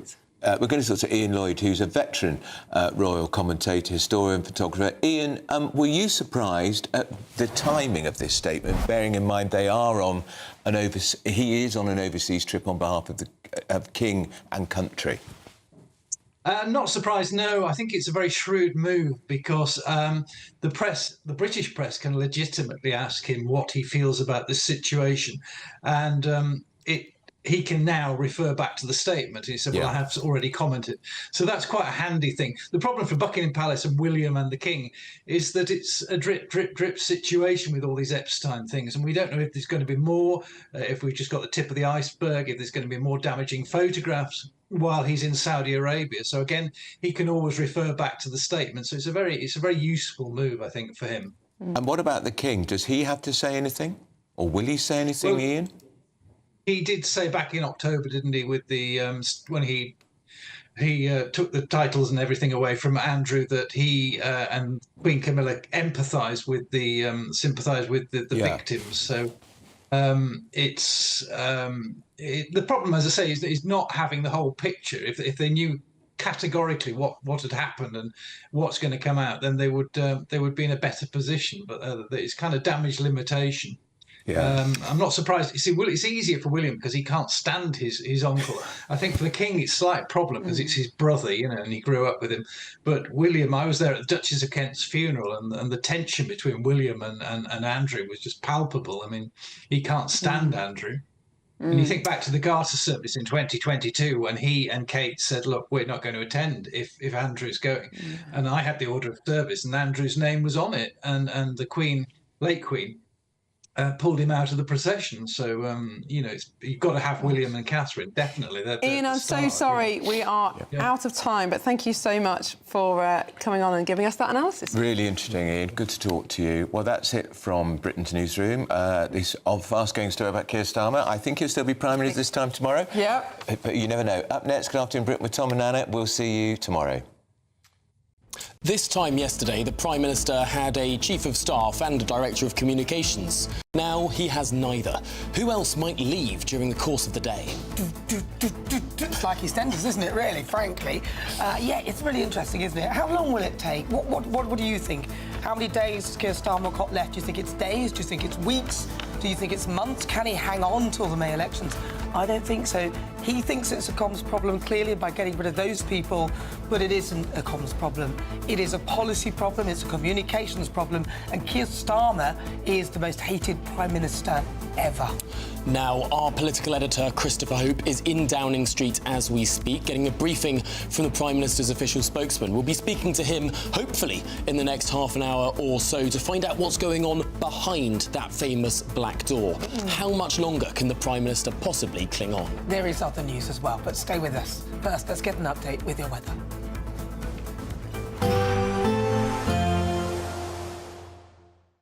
Expect warm spells with the odd rude interruption. Box Boiler sponsors the weather on GB News. Hi there and welcome along to the latest update from the Met Office for GB News. Surprise, surprise, more cloud and more rain for many of us today. Always wettest in the southwest, continuing the theme we've seen during the last few weeks and indeed months. Low pressure once again to the southwest of the UK, pushing a weather front in, turning things persistently wet across the southwest of England into South Wales, and more rain to come for Northern Ireland as well as central and eastern Scotland. There will be some drier weather for a few locations, the Midlands, East Anglia and the southeast, at least through the afternoon. But it's a cloudy one for most of us. Temperatures up to 11 Celsius in the south, 8 or 9 further north, so not particularly cold, but not feeling very pleasant either because of the wet weather that will be, by this stage in the day, moving through parts of South and Mid Wales into central southern England. Rain warning in force because of the saturated nature of the ground towards the south and southwest. Staying damp in Northern Ireland, that rain pushing into the west and southwest of Scotland. The rain easing off briefly across eastern Scotland, best of any clear spells, the northwest. It's very breezy for the far north and northeast of Scotland, and it's going to be blustery further south as well, as further showers follow the main band of rain overnight. But there will be some drier interludes through the night, where we do get any clear skies. We'll see some dense fog patches by dawn, a gloomy picture as we start off Tuesday, extensive low cloud mist and some of those fog patches. Showers in the south and southwest first of all, and an area of more persistent wet weather affecting parts of northern England and Scotland, snow over the peaks. And that will continue throughout the day. The next band of rain swings in from the southwest, but this moves through quicker, so a short burst of rain into the afternoon, followed by further showers. Expect warm spells with the odd rude interruption. Box Boiler sponsors the weather on GB News. You could win cash and the ultimate holiday in our two-part Great British giveaway. Thanks to Riviera Travel, you could be jetting off on a £10,000 dream holiday for two people. With flights, transfers and luxury accommodation included, you'll get to choose the kind of holiday you want. Plus, we're going to give you £30,000 in tax-free cash. For another chance to win, text WIN to 63225. One entry costs £2.50 plus one standard network rate message. Or text BONUS to 63225. 5 entries cost £5 plus one standard network rate message. Go to gbnews.com/win. Entries start at £2.50. Call 0903 686 3232. Calls cost £2.50 plus your network access charge. Or post your name and number to GB19, PO Box 8690, Derby DE1 9TT. UK only. Entrance must be 18 or over. Lines close at 4 p.m. on the 27th of February. Please check the closing time if listening or watching on demand. Good luck. From the school run to the home run, watch a new show for all of Britain. He can say whatever he wants. A straight talking show where all voices are heard. And, you know, when are we going to stop talking about smashing the gangs and actually do it? With the stories that matter from every part of our country. There's a bit of a crash landing there for your Chancellor. Bold, fearless and standing up for you. That's me, Martin Daubney, 3 p.m. till 6 p.m, weekdays, here only on GB News. The People's Channel, Britain's news channel. Westminster's full of talk, but out here, it's the real world. Am I allowed to talk then? No, that's it. This is where it matters, real people and real lives. That's what politics is all about. In fact, has Trump made a good start? No. Straight answers, no spin, and just a couple of pints. How many fingers have I got up? About 10. So join me for Lee Anderson's Real World every Friday at 7 p.m, only on GB News. The People's Channel, Britain's news channel.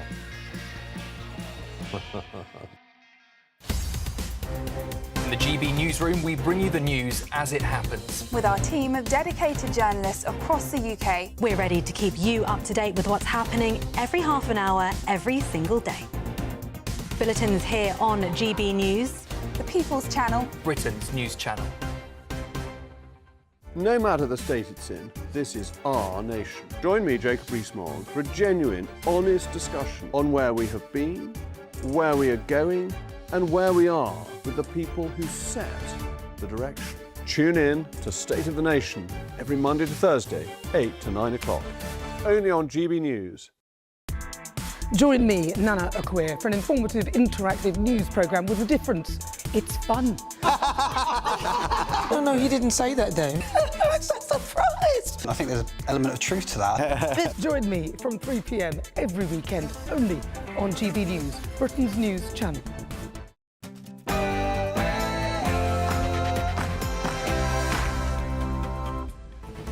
Good afternoon, Britain. It's 12 o'clock on Monday, the 9th of February. I'm Tom Harwood. And I'm Nana Akweer. Now, in the last hour, Downing Street's Director of Communications, Tim Allen, has resigned amid the Peter Mandelson scandal. Is the Prime Minister's House of Cards now collapsing all around him? Well, a defiant Prime Minister has come out fighting. In the last few minutes, he's urged Number 10 staff to move forward with confidence. But speculation grows that it's only a matter of time before he steps down. Earlier on GB News, we asked Tory leader Kemi Badenoch who should replace Keir Starmer. Asking me to pick which particular poison we should swallow, that's not my job. Well, the Prime Minister is preparing himself for an encounter that could make or break his career as he faces down his own MPs in a private meeting later today. Elsewhere, Prince William and Princess Catherine reveal they are deeply concerned over the latest rounds of Epstein revelations, adding that they remain focused on the victims. This as the future king commences an official state visit to Saudi Arabia. The British journalist Jimmy Lai has been sentenced to 20 years in prison for criticising the Chinese regime in Hong Kong. It's the harshest sentence yet handed to 4 pro-democracy campaigners and journalists under the Communist Party's so-called national security law. Meanwhile, MPs are due to vote on spending up to £39 billion of taxpayers' money to renovate our crumbling parliament. But that's adjusting for inflation 93 times what it cost to build the place in the first place. Well, has this project, awash with net zero and disability access mandates, become an unaffordable white elephant? An affront to the greatness of America. That's how Donald Trump described the Super Bowl halftime show by Puerto Rican musician Bad Bunny. Find out why later on in the show. And with those sky-high student loan interest repayments, we're looking at why some young people are turning to apprenticeships.